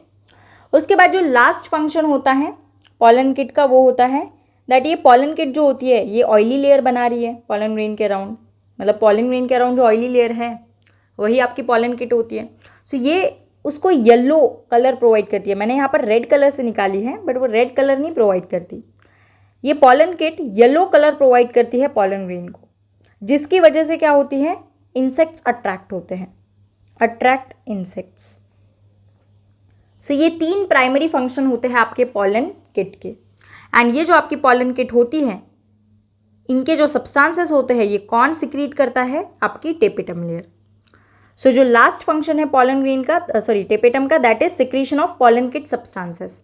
अब ये पॉलन किट क्या होता है इसका रफ आइडिया मैंने आपको दे दिया, दैट पॉलन किट उन प्लांट्स के पॉलन ग्रेन के अंदर प्रेजेंट होती हैं जिनके अंदर पॉलिनेशन इंसेक्ट्स के थ्रू होता है। क्या बताया मैंने, पॉलन किट कहाँ प्रेजेंट होती हैं? ऐसे प्लांट्स के पॉलन ग्रेन जिनके अंदर पॉलिनेशन इंसेक्ट्स के थ्रू होता है, उनके अंदर पॉलन किट आपकी प्रेजेंट होती हैं। पॉलन किट का काम क्या होता है? पॉलन किट होता क्या है? सबसे पहले तो पॉलन ग्रेन के अराउंड ऑयली लेयर होती है, ठीक है, उसे पॉलन किट बोला जाता है। पॉलन किट के 3 फंक्शंस होते हैं। एक तो ये आपकी पॉलन ग्रेन को प्रोटेक्ट करेगी अल्ट्रावायलेट रेडिएशन से। उसके बाद ये स्टिकी नेचर प्रोवाइड करती है आपके पॉलन ग्रेन को, जिसकी वजह से ये पॉलन ग्रेन ईजिली इंसेक्ट के ऊपर अटैच हो जाता है। और ये जो पॉलन किट होती है ये येलो कलर प्रोवाइड करती है पॉलन ग्रेन को, जिसकी वजह से इंसेक्ट्स उसके ऊपर अट्रैक्ट होते हैं, उसकी तरफ ईजिली अट्रैक्ट होते हैं। सो यहाँ पर मैंने रेड कलर से बनाई है, बट ये होती किस कलर की है पॉलन किट? येलो कलर की होती है। आई होप आपको ये टेपेटम के फंक्शन क्लियर है। पहला फंक्शन टेपेटम का ये था दैट टेपेटम नरिशमेंट प्रोवाइड करवा रही थी mother cell and developing pollen grains को। सेकेंड फंक्शन ये था दैट टेपेटम कैलेज एंजाइम को सिक्रीट कर रही थी, देन ऑक्सिन हार्मोन को सिक्रीट कर रही थी ये लेयर, एंड ऑल्सो स्पोरोपोलिनिन को। स्पोरोपोलिनिन क्या होता है? हमारी पॉलन ग्रेन की जो बाहर वाली लेयर होती है दैट इज एक्साइन, ये एक्साइन हमारी स्पोरोपोलिनिन की बनी होती है। एंड ये स्पोरोपोलिनिन को कौन सिक्रीट करती है? आपकी टेपेटम लेयर सिक्रीट करती है। लास्ट फंक्शन हमने ये देखा दैट पॉलन किट सब्सटेंसेस जो होता है इनको भी कौन सिक्रीट करता है? हमारी टेपेटम लेयर इनको सिक्रीट करती है। आई होप ये सारे टेपेटम के फंक्शंस आपको क्लियर हैं। नेक्स्ट हम देखेंगे स्ट्रक्चर। सो टेपेटम के अंदर भी सेल्स होंगे। सो हम यहाँ पर लिखेंगे that tapetum layer consist of cells, but ये जो सेल्स होते हैं ना ये लार्ज होते हैं। कैसे होते हैं ये सेल्स? लार्ज, बड़े सेल्स होते हैं टेपेटम लेयर के। उसके बाद इनके अंदर डेंस साइटोप्लाज्म होता है और प्रोमिनेंट न्यूक्लियस होता है। प्रोमिनेंट न्यूक्लियस यानी इजीली विजिबल न्यूक्लियस, एकदम ऐसे दिख के आने वाला। ओके, प्रोमिनेंट न्यूक्लियस जो कि क्लियरली विजिबल हो। अब देखो यहाँ पर मैंने डायग्राम के अंदर यहाँ पर टेपेटम का मैंने सीधी लेयर बना दी, बट यहाँ पर सेल्स होते हैं, एकदम लंबे लंबे लार्ज सेल होते हैं टेपेटम के। अब ये सेल्स लार्ज क्यों होंगे एंड इनके अंदर डेंस साइटोप्लाज्म क्यों होगा? बिकॉज टेपेटम के जो सेल्स होते हैं इनके अंदर न्यूट्रिएंट्स अकोमोडेट होते हैं, यानी टेपेटम के जो सेल्स होते हैं उनके अंदर न्यूट्रिएंट्स प्रेजेंट होते हैं। सो न्यूट्रिएंट्स प्रेजेंट होने की वजह से ये जो टेपेटम के सेल्स होते हैं ये बहुत ज़्यादा बड़े होते हैं एंड इनका साइटोप्लाज्म डेंस अपीयर होता है, बिकॉज इनके अंदर क्या होते हैं? न्यूट्रिएंट्स। एंड ये जो न्यूट्रिएंट्स होते हैं जो ये सेल्स के अंदर प्रेजेंट होते हैं ये हमें किसे प्रोवाइड करने होते हैं? पॉलन मदर सेल या फिर डेवलपिंग पॉलन ग्रेन्स को। आई होप ये चीज़ क्लियर है। उसके बाद प्रोमिनेंट न्यूक्लियस इनके अंदर होता है। इनके न्यूक्लियस के बारे में एक और ख़ास बात ये है, ये जो हमारे टेपेटम के सेल्स होते हैं ना, टेपेटम सेल्स, इनके अंदर जनरली एक सेल जो होता है ना टेपेटम का, जनरली जो टेपेटम का एक सेल होता है इसके अंदर बहुत सारे न्यूक्लियस होते हैं, यानी मल्टी न्यूक्लिएटेड कंडीशन आती है। जब एक सेल के अंदर बहुत सारे न्यूक्लियस प्रेजेंट हो सो उसे बोला जाता है मल्टी न्यूक्लिएटेड कंडीशन। एंड कुछ प्लांट की स्पीशीज ऐसी भी होती हैं जिनके स्टेमेन के एंथर के टेपेटम के अंदर 2 ही न्यूक्लियस प्रेजेंट हो, यानी एक सेल के अंदर 2 न्यूक्लियस प्रेजेंट हो, इसे बोला जाता है बाई न्यूक्लिएटेड कंडीशन। सो ये हमने एक स्पेशल फीचर पढ़ा टेपेटम लेयर का, दैट टेपेटम जो लेयर होती हैं जनरली टेपेटम के लेयर के अंदर बहुत सारे, एक सेल के अंदर बहुत सारे न्यूक्लियस प्रेजेंट होते हैं, that is multi nucleated condition वहाँ पर होती है। और कुछ ऐसे भी होते हैं कुछ प्लांट की स्पीशीज सम जिनके अंदर क्या होता है, एक सेल के अंदर 2 न्यूक्लियस होते हैं, यानी बाई न्यूक्लिएटेड कंडीशन होती है। सो टेपेटम मेजॉरिटी ऑफ केसेस में मल्टी न्यूक्लिएटेड कंडीशन, एंड कुछ प्लांट की स्पीशीज जो होती है उनके अंदर बाई न्यूक्लिएटेड कंडीशन होती है। ऐसा क्यों होता है? बिकॉज मल्टी न्यूक्लिएटेड कंडीशन तब आती है जब कैरियोकाइनेसिस होता है एंड साइटोकाइनेसिस नहीं होता। अब कैरियोकाइनेसिस यानी डिवीजन ऑफ न्यूक्लियस, साइटोकाइनेसिस यानी division of cytoplasm. So division of nucleus हो रहा है बट डिवीजन ऑफ साइटोप्लाज्म नहीं हो रहा। डिवीजन ऑफ साइटोप्लाज्म नहीं हो रहा इसका मतलब सेल वॉल नहीं बन रही वहाँ पर, जिसकी वजह से यहाँ पर क्या आती है? Multi nucleated condition. अब ये जो कैरियोकाइनेसिस एंड साइटोकाइनेसिस है ये क्लास 12 का टॉपिक है ही नहीं, ये क्लास 11th के cell cycle and cell division का टॉपिक है। सो वो वहाँ पर हम लोग क्लियरली समझेंगे, बट टिल देन आपको बस यहाँ पर इतना याद रखना है दैट मल्टी न्यूक्लिएटेड कंडीशन क्यों आती है टेपिटम लेयर के सेल्स के अंदर? बिकॉज वहाँ पर कैरियोकाइनेसिस होता है, यानी डिवीजन ऑफ न्यूक्लियस होता है, बट सेल वॉल का फॉर्मेशन नहीं होता, यानी साइटोकाइनेसिस वहाँ पर नहीं होता। ठीक है, बाकी जितने भी लेयर्स थे ना, उनके जो सेल्स थे वहाँ पर आप देख सकते हो एक एक ही न्यूक्लियस प्रेजेंट था, बट ये जो हमारी टेपिटम की जो सेल होती है इनके अंदर बहुत सारे न्यूक्लियस प्रेजेंट होंगे एक सेल के अंदर, इसीलिए यहाँ पर मल्टी न्यूक्लिएटेड कंडीशन आएगी। अगर हम प्लॉइडी लेवल की बात करें, सो हमारी जो टेपिटम लेयर होती हैं ये इनिशियली तो बाकी लेयर्स की तरह ही डिप्लॉयड होती हैं, बट बाद में ये पॉलीप्लॉयड हो जाती हैं। इनिशियली ये डिप्लॉयड होती हैं, 2n होती हैं बाकी लेयर्स की तरह, एपिडर्मिस, एंडोथीशियम, मिडल लेयर की तरह, बट आफ्टरवर्ड्स क्या हो जाती है, ये पॉलीप्लॉयड हो जाती है। पॉलीप्लॉयड यानी बहुत सारे क्रोमोसोम्स यहाँ पर प्रेजेंट होंगे। ठीक है, more than 2 sets of chromosome present होंगे, इसे बोला जाता है पॉलीप्लॉयड कंडीशन। सो इनिशियली डिप्लॉयड होती है बट लेटर ये पॉलीप्लॉयड हो जाती है। उसके बाद टेपिटम की हम देख सकते हैं यहाँ पर एक ही लेयर दिख रही है आपको, ये पर्पल कलर की, यानी टेपिटम की सिंगल लेयर प्रेजेंट होती हैं। सो यहाँ पर हम लिखेंगे that tapetum single layer present होती हैं।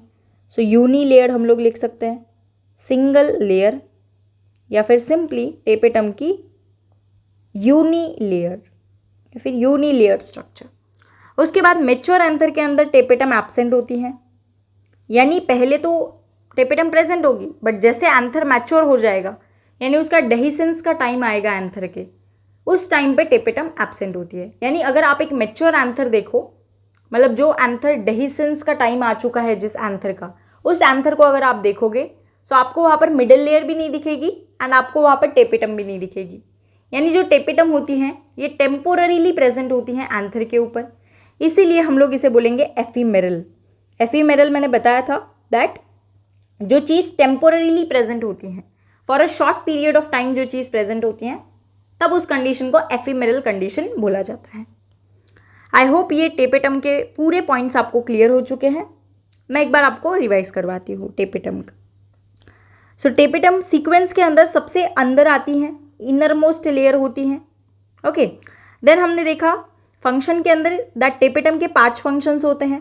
पहला फंक्शन होता है टेपिटम नरिशमेंट प्रोवाइड करता है, यानी न्यूट्रिएंट्स प्रोवाइड करता है tapetum mother cell and developing pollen grains को। ओके, देन हमने देखा टेपिटम कैलेज एंजाइम को सिक्रीट करता है, ऑक्सिन हार्मोन को सिक्रीट करता है एंड ऑल्सो स्पोरोपोलिनिन को सिक्रीट करता है। स्पोरोपोलिनिन जो होता है ये एक ऐसा सब्सटेंस होता है या ऐसा ऑर्गेनिक मटेरियल होता है जिससे हमारी पॉलन ग्रेन की बाहर की लेयर एक्साइन बनती है। और जो 5वां फंक्शन होता है टेपिटम का, that is secretion of pollenkitt substances. Pollen kit उन प्लांट्स के अंदर प्रेजेंट होती हैं जिनके अंदर पॉलन ग्रेन्स जो ट्रांसफ़र होते हैं, यानी जो पॉलिनेशन होता है वो इंसेक्ट्स के थ्रू होता है, उनके अंदर पॉलन किट प्रेजेंट होती हैं। सो हमने लास्ट में देखा या दैट ये पॉलन किट सब्सटेंसेस को भी कौन सिक्रीट करता है, टेपिटम लेयर सिक्रीट करती है। ठीक है, सो ये 5 फंक्शंस हो गए टेपिटम लेयर के। उसके बाद हम देखेंगे स्ट्रक्चर। सो टेपिटम लेयर के जो सेल्स होते हैं ये लार्ज होते हैं एंड इनका साइटोप्लाज्म डेंस होता है। अब ये सेल लार्ज क्यों होंगे एंड इनका साइटोप्लाज्म डेंस क्यों होगा? बिकॉज इन सेल्स के अंदर न्यूट्रिएंट्स अकोमोडेट होते हैं, यानी न्यूट्रिएंट्स प्रेजेंट होते हैं, इसीलिए ये सेल्स हमें बड़े बड़े नज़र आते हैं एंड इनका साइटोप्लाज्म एकदम डेंस होता है।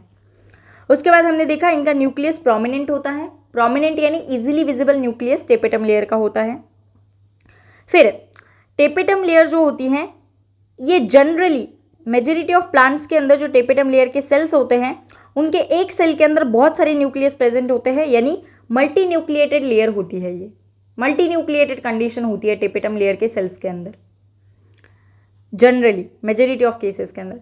बट कुछ स्पीशीज ऐसी भी होती हैं जिनके टेपिटम के सेल्स के अंदर 2 ही न्यूक्लियस प्रेजेंट हो, एक सेल के अंदर 2 न्यूक्लियस, तो उस कंडीशन को बोला जाएगा बाय न्यूक्लिएटेड कंडीशन। एंड ये कंडीशंस कब आती हैं?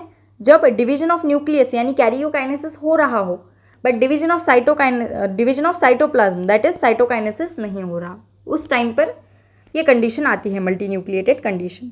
उसके बाद हमने देखा दैट टेपिटम जो होती है इसकी प्लॉइडी लेवल क्या होती है, इनिशियली तो बाकी लेयर्स की तरह टेपिटम डिप्लॉयड होती है बट आफ्टर अ टाइम वो पॉलीप्लॉयड हो जाती है। उसके बाद नंबर ऑफ लेयर्स, टेपेटम की एक ही लेयर प्रेजेंट होती है यानी इट इज़ अ यूनिलेयर्ड स्ट्रक्चर। उसके बाद मैच्योर एंथर के अंदर टेपेटम एब्सेंट होती है, दैट इज टेपेटम प्रेजेंट नहीं होती, यानी जो टेपेटम लेयर होती है ये एंथर के ऊपर for a very short duration of time present होती है, यानी टेम्पोररीली प्रेजेंट होती है, इसीलिए उसे बोला जाता है एफीमेरल। आई होप आपको टेपेटम के बारे में पूरा क्लियर हो। ये हमने यहाँ पर क्या पढ़ा, स्ट्रक्चर ऑफ एंथर पढ़ा, ट्रांसवर्स सेक्शन, उसके अंदर हमने एंथर की चारों वॉल्स को डिस्कस किया, एपिडर्मिस को डिस्कस किया, उसके बाद endothecium, then middle layer and then tapetum. I hope ये क्लियर है। अब ये जो चार आपको सर्कुलर सैक लाइक स्ट्रक्चर जो आपको दिख रहे हैं ना, ये चार, इन्हें क्या बोला जाता है, इन्हें बोला जाता है माइक्रोस्पोरेंजिया। एंड इस माइक्रोस्पोरेंजिया के अंदर आपका स्पोरोजिनस टिश्यू प्रेजेंट होता है। सो ये जो आपको ये जो चार सैक लाइक स्ट्रक्चर दिख रहे हैं इन्हें हम लोग क्या बोलेंगे, माइक्रोस्पोरेंजिया, माइक्रोस्पोरेंजिया, ठीक है। एंड ये जो माइक्रोस्पोरेंजिया होते हैं इनके अंदर क्या प्रेजेंट होता है, आपका स्पोरोजिनस टिश्यू प्रेजेंट होता है। सो अब आप लोग देख सकते हो यहाँ पर दैट एक एंथर के अंदर, ये आपका पूरा एक एंथर हो गया, एक एंथर के अंदर आपके चार माइक्रोस्पोरेंजिया है, ये एक माइक्रोस्पोरेंजिया, ये एक microsporangia, this one and this one, यानी एक एंथर के अंदर कितने माइक्रोस्पोरेंजिया होते हैं, चार माइक्रोस्पोरेंजिया होते हैं। एंड माइक्रोस्पोरेंजिया के अंदर क्या प्रेजेंट होता है, स्पोरोजिनस टिश्यू प्रेजेंट होता है। सो थोड़ा सा हम एंथर के बेसिक्स डिस्कस करेंगे। अभी हमने क्या डिस्कस किया, एंथर की वॉल लेयर्स डिस्कस की डिटेल के अंदर, ठीक है। अब हम लोग देखेंगे कुछ एंथर के बारे में। सबसे पहले तो यहाँ पर देखना, आपका जो एंथर होता है ना, यहाँ पर ये दो लोब्स का स्ट्रक्चर होता है एंथर, यानी एंथर के अंदर आपके दो लोब्स प्रेजेंट होते हैं। सो कैसे होते हैं, देखो ये मैंने यहाँ पर बीच में एक लाइन ड्रॉ कर दी। अब इस लाइन के इस साइड का जो प्रेजेंट है ये पूरा, ये एंथर का एक लोब हो गया एंड ये एंथर का दूसरा लोब हो गया, ठीक है।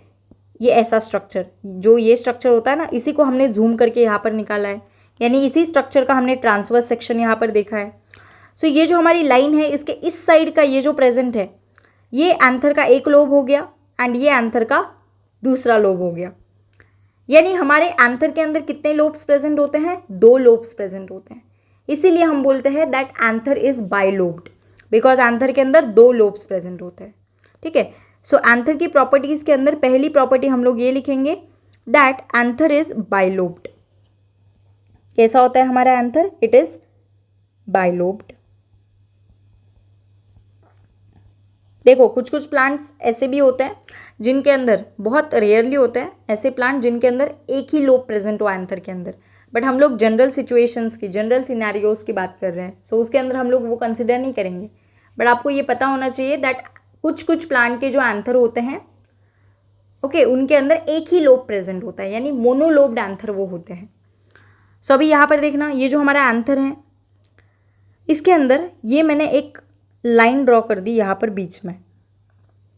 अब मैंने आपको क्या बताया था दैट ये लाइन के इस साइड वाली एक लोब हो गई एंथर की, इस साइड वाली दूसरी लोब हो गई एंथर की।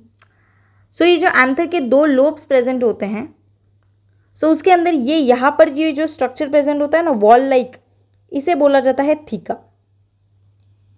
ये जो वॉल लाइक स्ट्रक्चर मैं ड्रॉ कर रही हूँ रेड, इसे बोला जाता है थीका। उसके बाद इसे यहाँ पर भी इसे बोला जाता है थीका। फिर यहाँ पर एक थीका होती है, वॉल जैसी होती है ये, एंड यहाँ पर एक थीका होती है। सो आप लोग देख सकते हो दैट आपकी ये जो एक लोब होती है एंथर की, ये एक लोब के अंदर दो थीका प्रेजेंट है। ये एक यहाँ पर एक थीका हो गई एंड ये यहाँ पर एक थीका हो गई, वॉल लाइक स्ट्रक्चर होता है ये। एंड ये जो एंथर का दूसरा लोब प्रेजेंट है, इसके यहाँ पर एक थीका हो गई एंड यहाँ पर एक थीका हो गई, यानी एंथर के एक लोब के अंदर दो थीका प्रेजेंट है।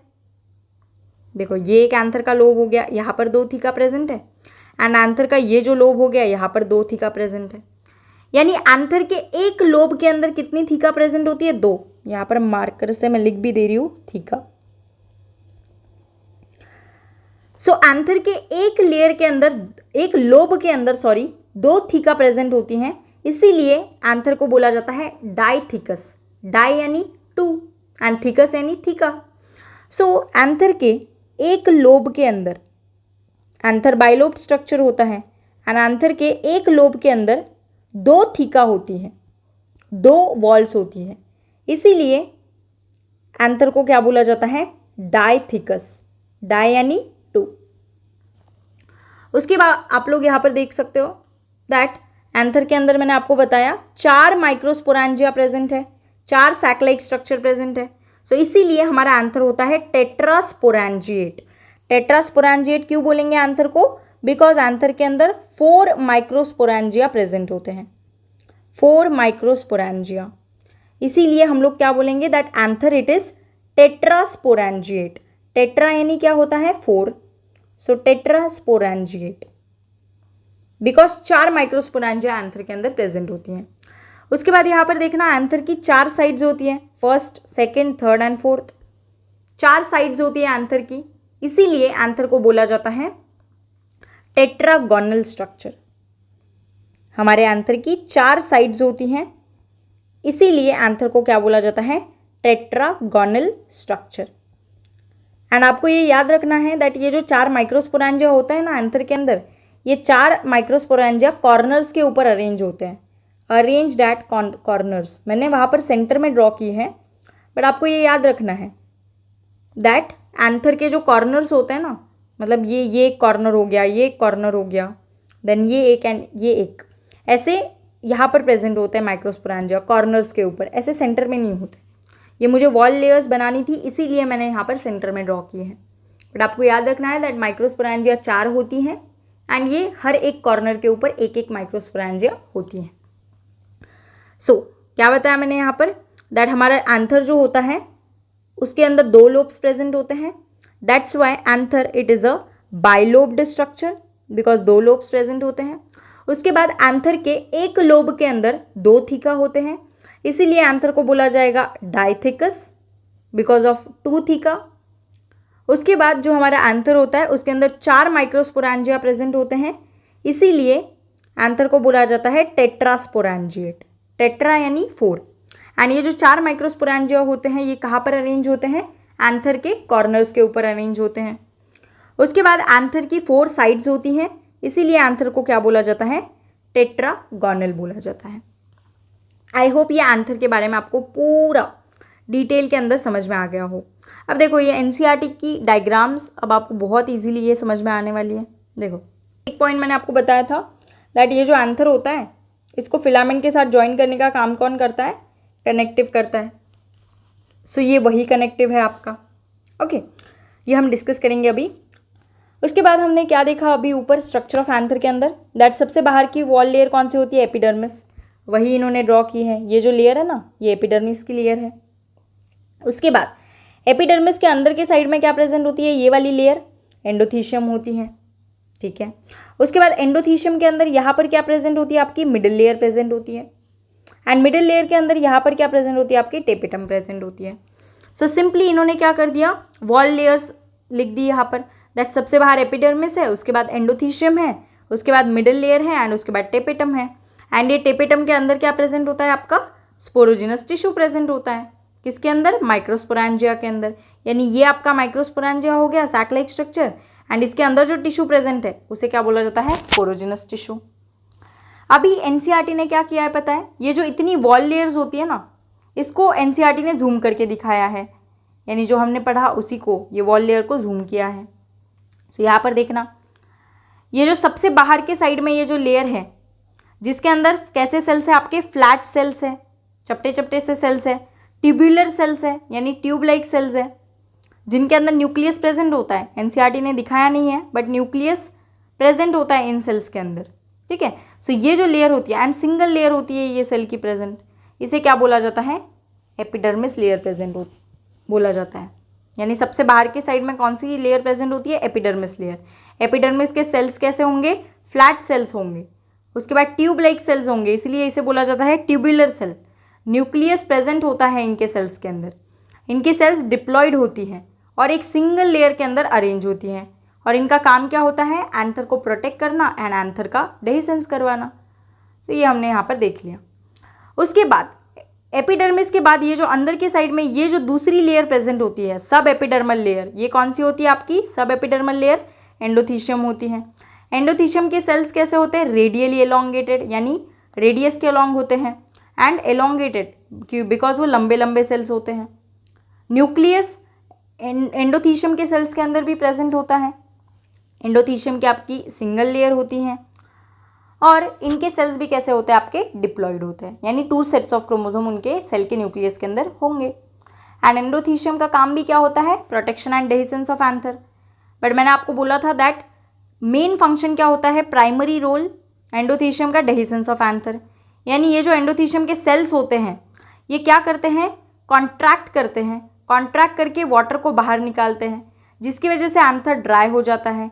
एंथर ड्राई होने के बाद वो ओपन हो जाता है एंड उसमें से पॉलन ग्रेन रिलीज करती है, यानी पॉलन ग्रेन रिलीज होती है। यानी ये क्या बोला मैंने यहाँ पर, that this is responsible for dehiscence of anther, यानी बर्स्टिंग ऑफ एंथर। उसके बाद ये जो तीसरी लेयर एनसीईआरटी ने दे रखी है, ये वाली 2 लेयर्स के फॉर्म में, that is the middle layer. Middle layer के सेल्स भी फ्लैट होते हैं, थिन वॉल्ड होते हैं, ठीक है, रिच इन स्टार्च होते हैं, डिप्लॉइड होते हैं। एंड मिडिल लेयर कहाँ पर प्रेजेंट होती हैं, एंडोथीशियम एंड टेपिटम के बीच में प्रेजेंट होती हैं। मिडिल लेयर 1 to 3 लेयर्ड होती है, इसीलिए ये क्या प्रोवाइड करती हैं, मैकेनिकल सपोर्ट प्रोवाइड करती है एंथर को। इसका भी फंक्शन सेम है, प्रोटेक्शन एंड डेहिसेंस, बट एक और फंक्शन ऐड अप हो जाता है, कौन सा, मैकेनिकल सपोर्ट। उसके बाद ये जो मिडिल लेयर है, उसके बाद ये जो लेयर दिखाई है ना, जिसके अंदर इन्होंने न्यूक्लियस शो किए हैं, इस लेयर को बोला जाता है टेपिटम। देखो epidermis, endothecium and middle layer के अंदर भी न्यूक्लियस होता है, बट वो एनसीईआरटी ने दिखाया नहीं है यहाँ पर, ओके। बट ये जो टेपिटम लेयर होती है, इसके अंदर यहाँ पर इन्होंने न्यूक्लियस शो किया है, ठीक है। एंड यहाँ पर हमने देखा दैट टेपिटम के एक सेल के अंदर एक न्यूक्लियस नहीं होता, बहुत सारे न्यूक्लियस होते हैं, यानी मल्टी न्यूक्लिएटेड कंडीशन हमें यहाँ पर देखने को मिलेगी। टेपिटम लेयर हमारी न्यूट्रिशियस लेयर होती है, सबसे अंदर प्रेजेंट होती है। सो इसका काम क्या होता है, नरिशमेंट, न्यूट्रिशन प्रोवाइड करना ये स्पोरोजिनस टिश्यू को। ये स्पोरोजिनस टिश्यू अंदर के साइड में प्रेजेंट होता है, एंड स्पोरोजिनस टिश्यू के अंदर कौन से सेल्स होते हैं, मदर सेल्स होती है। माइक्रोस्पोर मदर सेल बोल दो या फिर पॉलन मदर सेल बोल दो। सो ये इन्हें न्यूट्रिशन कौन प्रोवाइड करता है, टेपिटम। सो ये जो अंदर ये जो क्लस्टर बना है ना, ये किसका होता है, पॉलन मदर सेल या फिर माइक्रोस्पोर मदर सेल। ये सेल्स को कंबाइनिंगली हम लोग क्या बोलते हैं, स्पोरोजिनस टिश्यू बोलते हैं, ठीक है। सो ये हमारा स्पोरोजिनस टिश्यू हो गया, ये हमारी टेपिटम लेयर हो गई। उसके बाद ये 2 लेयर्स हमारी मिडिल लेयर की हो गई, फिर ये एक एंडोथीशियम एंड ये बाहर की एपिडर्मिस। आई होप आपको ये डायग्राम क्लियर हो। उसके बाद ये जो लास्ट डायग्राम है, ये एक मैच्योर एंथर की डायग्राम है। मैच्योर एंथर की डायग्राम यानी वो एंथर जो अभी डेहिसेंस होने वाला है, यानी वो एंथर जिसको अभी बर्स्ट करना है एंड पॉलन ग्रेन को बाहर निकालना है, उस एंथर की डायग्राम दे रखी है। अब ये जो एंथर है, यहाँ पर आप क्लियरली देख सकते हो दैट ये मैच्योर एंथर के अंदर सिर्फ और सिर्फ एपिडर्मिस और एंडोथीशियम प्रेजेंट है, बाकी अंदर मिडिल लेयर भी नहीं है और टेपिटम भी नहीं है। देखो ये आपका एंथर है, ये आपके एंथर का एक लोब हो गया और ये एंथर का दूसरा लोब हो गया। अब आपके पास 4 लेयर प्रेजेंट होनी चाहिए थी, बट यहाँ पर आपके पास बस एपिडर्मिस और एंडोथीशियम ये 2 ही लेयर्स प्रेजेंट है, बाकी अंदर यहाँ पर मिडिल लेयर भी नहीं है और टेपिटम भी नहीं है। सो मैंने आपको यहाँ पर इसीलिए तो बताया था दैट मैच्योर एंथर जो होता है उसके अंदर मिडिल लेयर एंड टेपिटम दोनों के दोनों एब्सेंट होती है, इसीलिए मिडिल लेयर एंड टेपिटम को एफीमेरल बोला जाता है, बिकॉज ये मैच्योर एंथर के अंदर नहीं होती, यानी at the time of dehiscence ये प्रेजेंट नहीं होती। सो आपको यहाँ पर लिखना होगा दैट ये जो मैच्योर एंथर हमारे पास होता है, यानी at the time of dehiscence mature anther, या फिर ऐसा बोल दो at the time of dehiscence of anther, mature anther के अंदर या फिर at the time of dehiscence of anther कौन सी लेयर प्रेजेंट होगी, only epidermis and endothecium is present, only epidermis and endothecium layer is present.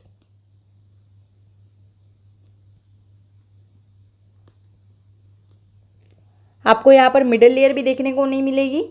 देखो यहाँ पर middle layer भी नहीं है और टेपिटम भी नहीं है।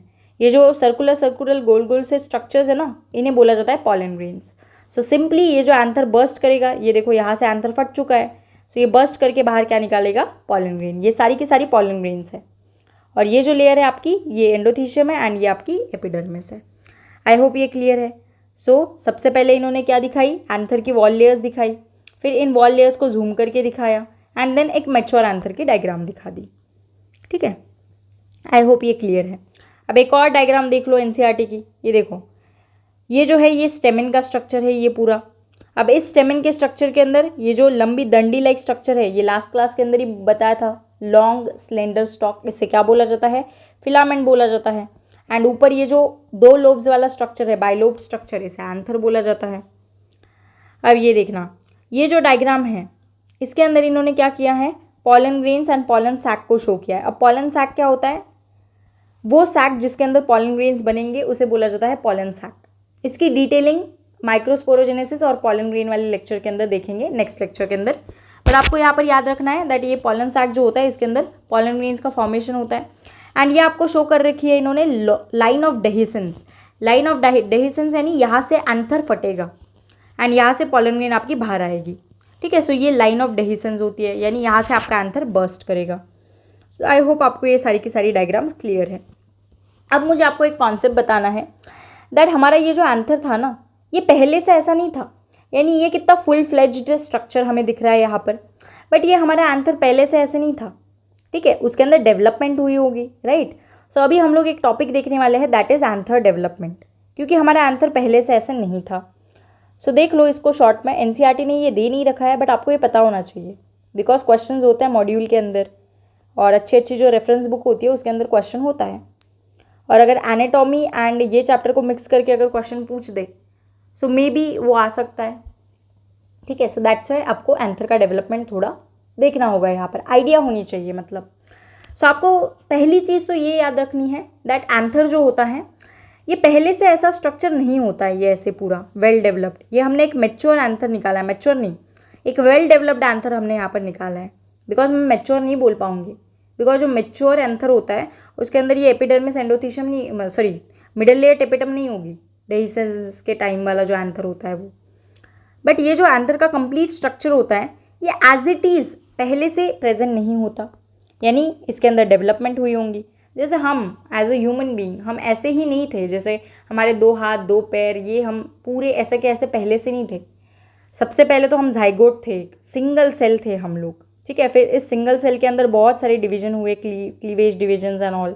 फिर एम्ब्रियो बना, फिर एम्ब्रियो के अंदर अलग अलग जर्म लेयर्स बनी, एक्टोडर्म, एंडोडर्म, मीजोडर्म, यानी एक्टोडर्म पहले, फिर बीच में मीजोडर्म, फिर अंदर एंडोडर्म।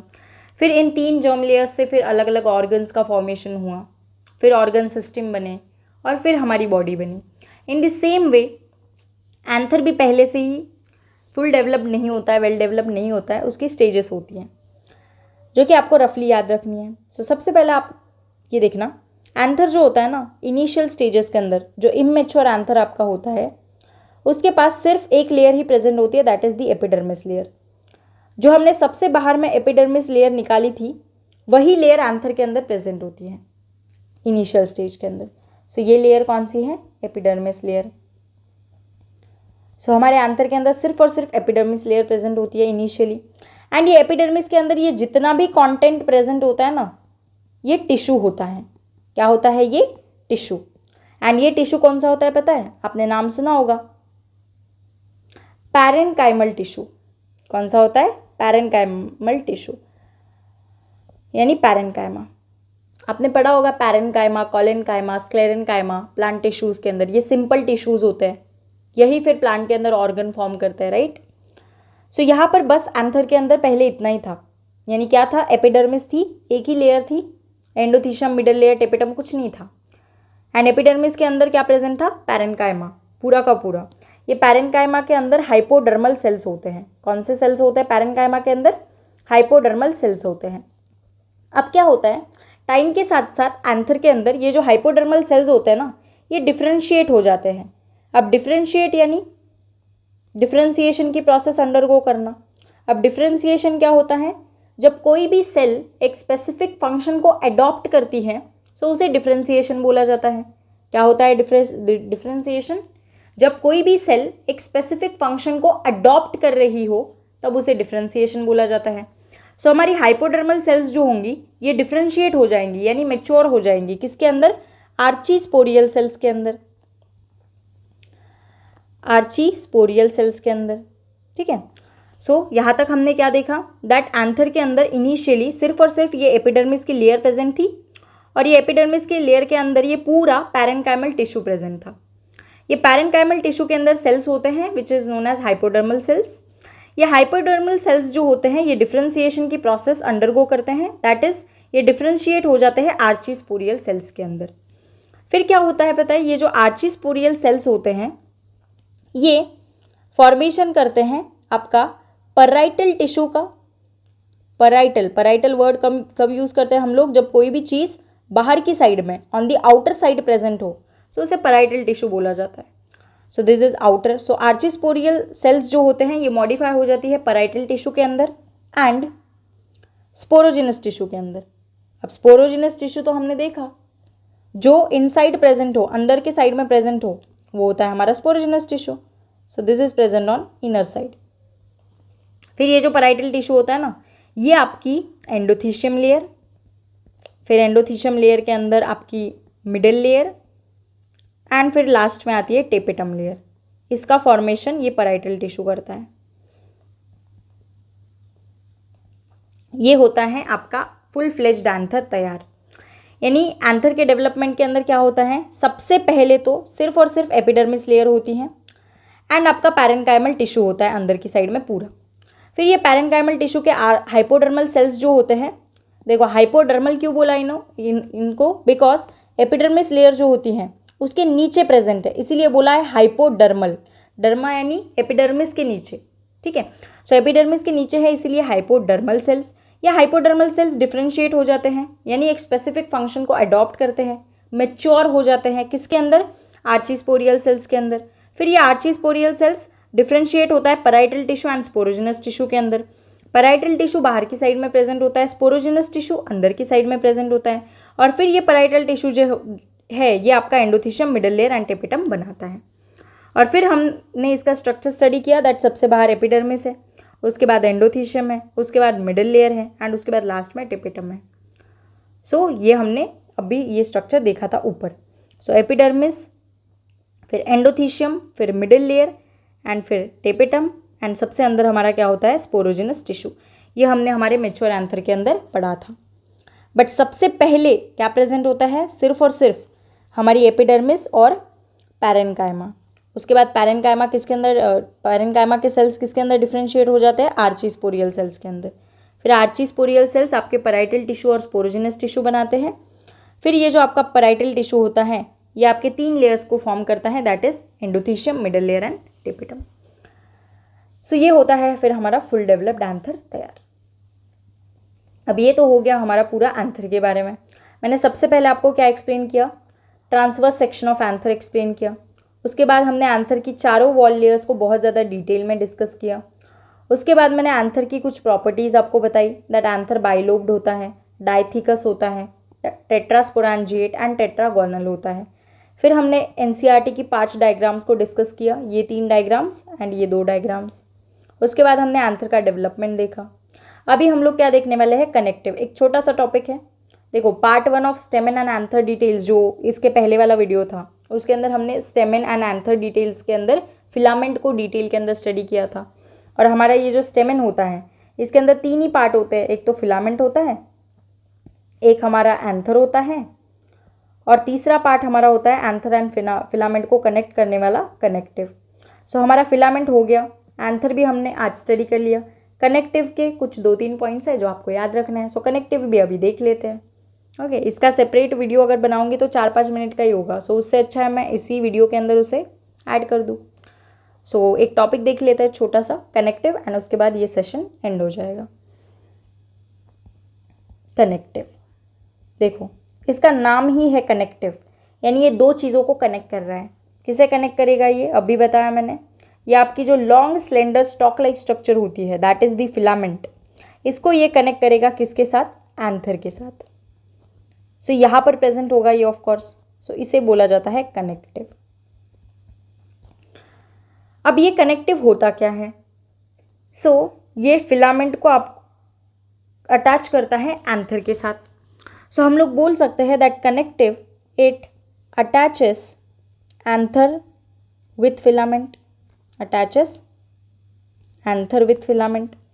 या फिर मैं ऐसा बोल सकती हूँ कि ये जो 2 लोब्स होते हैं ना एंथर के, उसको भी ये अटैच कर रहा है। ये देखना, ये एंथर का एक लोब हो गया, ये दूसरा लोब हो गया। इसको भी कौन जोड़ रहा है, यहाँ पर ये डॉट लाइक स्ट्रक्चर कनेक्टिव। यहाँ पर देखो एनसीईआरटी के डायग्राम के अंदर ये एंथर का एक लोब हो गया एंड ये एंथर का दूसरा लोब हो गया। ये दो लोब्स को यहाँ पर ये कनेक्टिव कनेक्ट कर रहा है। ये देखो ये कनेक्टिव है, ये सर्कल क्या है यहाँ पर कनेक्टिव है। सो ये एंथर का एक लोब हो गया एंड ये एंथर का दूसरा लोब हो गया। सो इसे कौन कनेक्ट कर रहा है? कनेक्टिव। सो कनेक्टिव के दो काम होते हैं, एक तो ये एंथर को अटैच करता है फिलामेंट के साथ, या फिर हम ऐसा बोल सकते हैं दैट ये दो एंथर लोब्स को क्या करता है? अटैच करता है। So attaches to anther lobes, anther के दो लोब्स को अटैच करता है एक दूसरे के साथ, या फिर दो लोब्स को ये कनेक्ट करता है। आई होप इतना आपको क्लियर है। उसके बाद ये जो आपकी कनेक्टिव होती है ना, देखो यहाँ पर तो ये मैंने ऐसे फ्रंट साइड में ड्रॉ की है, बट आपको हमेशा याद रखना है दैट ये कनेक्टिव जो होती है ये बैक साइड में प्रेजेंट होती है, पीछे वाली साइड में। ये आपको दिखे इसीलिए मैंने फ्रंट साइड में इसे ड्रॉ किया है, बट ये जो कनेक्टिव होती है ये बैक साइड के अंदर प्रेजेंट होती है। So it is the part connective, it is the part attached to back of the anther, anther के पीछे वाले साइड में ये अटैच होता है। ठीक है। So connective it is the part attached to back of anther. यहाँ पर भी एनसीईआरटी ने जो डायग्राम दे रखी है, यहाँ पर इन्होंने ऐसे फ्रंट साइड के अंदर दे रखी है ताकि आपको ये दिख सके, बट ये कहाँ होती है? बैक साइड के अंदर ये प्रेजेंट होती है, एंथर के पीछे वाली साइड के ऊपर प्रेजेंट होती है। So part attach to the back of anther. उसके बाद ये जो टिश्यू होता है ना, इसका बस काम होता है अटैचमेंट करना, लाइक एंथर के दो लोब्स को जोड़ देता है, एंथर को फिलामेंट के साथ जोड़ देता है, बैक साइड ऑफ एंथर में ये प्रेजेंट होता है। इसका रिप्रोडक्शन में कोई रोल नहीं होता है। ऑल्दो ये कनेक्टिव जो होता है ना, ये स्टेमेन का पार्ट है, बट इसका रिप्रोडक्शन के अंदर कोई रोल नहीं होता। जैसे हमारा एंथर क्या कर रहा है? पॉलन ग्रेन को प्रोड्यूस कर रहा है, दैट इज़ हमारा मेल गैमीट बना रहा है। सो ये रिप्रोडक्शन के अंदर पार्ट ले रहा है एंथर, यानी हमारा एंथर फर्टाइल हो गया। बट अगर हम कनेक्टिव की बात करें तो कनेक्टिव स्टेराइल है। स्टेराइल हम किसी भी चीज़ को तब बोलते हैं जब वो रिप्रोडक्शन में पार्टिसिपेट नहीं कर रहा है, रिप्रोडक्शन कर ही नहीं सकता, तब उसे हम स्टेराइल बोलते हैं। सो हमारा ये जो कनेक्टिव है ना, इसका रिप्रोडक्शन के साथ कोई लेना देना नहीं है। सो ये कैसा होता है? ये स्टेराइल टिश्यू होता है, टिश्यू होता है ये, ठीक है, यानी ग्रुप ऑफ सेल्स होते हैं। टिश्यू यानी क्या होता है? Group of sales. सो कौन से सेल्स होंगे? Sterile tissue between lobes, sterile tissue present between lobes. अब ये टिश्यू होता है, अब ये टिश्यू हमारा किससे बनता है? सेल्स से बनता है। सो कौन से सेल्स होंगे यहाँ पर? Parenchymatous sales, parenchymatous. अब यहाँ पर आपको एंथर डेवलपमेंट का बहुत हेल्प मिलेगी। देखो कैसे, ये एंथर डेवलपमेंट के अंदर हमने देखा था दैट ये देखो एपिडर्मिस के अंदर जितनी भी चीज़ें प्रेजेंट है उसे हम क्या बोलते हैं? पैरेनकाइमा। सो ये जो पैरेनकाइमा होता है यही क्या बनाता है? आपका कनेक्टिव बनाता है। सो ये एक स्टेराइल टिश्यू होता है। स्टेराइल टिश्यू यानी जो रिप्रोडक्शन के अंदर पार्टिसिपेट नहीं कर रहा, जो एंथर के दो लोब्स के बीच में प्रेजेंट होता है। एंड ये टिश्यू होता है, इसका मतलब टिश्यू किससे बनता है? टिश्यू सेल्स के ग्रुप से बनता है। सो किस सेल से बनेगा ये टिश्यू? पैरेनकाइमेटस सेल से, यानी पैरेनकाइमा से। Okay, parenchymatous cells. उसके बाद ये सेल आपका ये जो कनेक्टिव जो होता है ये वैस्कुलर होता है। वैस्कुलर होता है इसका मतलब इसके अंदर आपका वैस्कुलर टिश्यू प्रेजेंट होता है, यानी जाइलम फ्लोएम प्रेजेंट होगा। सो ये कैसा होता है? आपका एक वैस्कुलर टिश्यू, यानी जाइलम फ्लोएम इसके अंदर प्रेजेंट होता है। So I hope it is clear vascular tissue. So connective के बारे में हमने क्या क्या देखा? दैट कनेक्टिव ये एंथर को फिलामेंट के साथ कनेक्ट करता है, या फिर ये दो लोब्स ऑफ एंथर को कनेक्ट करता है, अटैच करता है। उसके बाद ये कनेक्टिव जो होता है ये एंथर के पीछे वाली साइड में प्रेजेंट होता है। ये रिप्रोडक्शन के अंदर पार्टिसिपेट नहीं करता, इसीलिए इसे स्टेराइल टिश्यू बोला जाता है। एंड इनके जो सेल्स होते हैं, ये स्टेराइल टिश्यू के सेल्स कैसे होते हैं? पैरेनकाइमेटस होते हैं। एंड ये एक वैस्कुलर टिश्यू होता है। आई होप ये सारी चीज़ें आपको क्लियर है। सो इस क्लास के अंदर हमने एंथर एंड कनेक्टिव दोनों को डिटेल में स्टडी किया। सो हमारा यहाँ पर स्टेमेन कंप्लीट होता है, बिकॉज स्टेमेन के अंदर तीन ही चीज़ें होते हैं, एक तो फिलामेंट होता है, एंथर होता है एंड कनेक्टिव होता है। तीनों के तीनों चीज़ों को हमने डिटेल में स्टडी किया है। नेक्स्ट क्लास के अंदर हम लोग मेल गैमीट कैसे बनता है, पॉलन ग्रेन कैसी बनती है, दैट इज़ माइक्रोस्पोरोजेनेसिस, उसे हम लोग डिटेल में डिस्कस करेंगे। सो ये सीरीज़ को अच्छे से फॉलो करो। मैं आपको गारंटी देती हूँ दैट इससे बाहर क्वेश्चन आता ही नहीं है, मॉड्यूल के अंदर भी नहीं आ सकता, एग्ज़ाम में तो दूर की बात है। ठीक है, so keep studying, keep hustling, bye bye.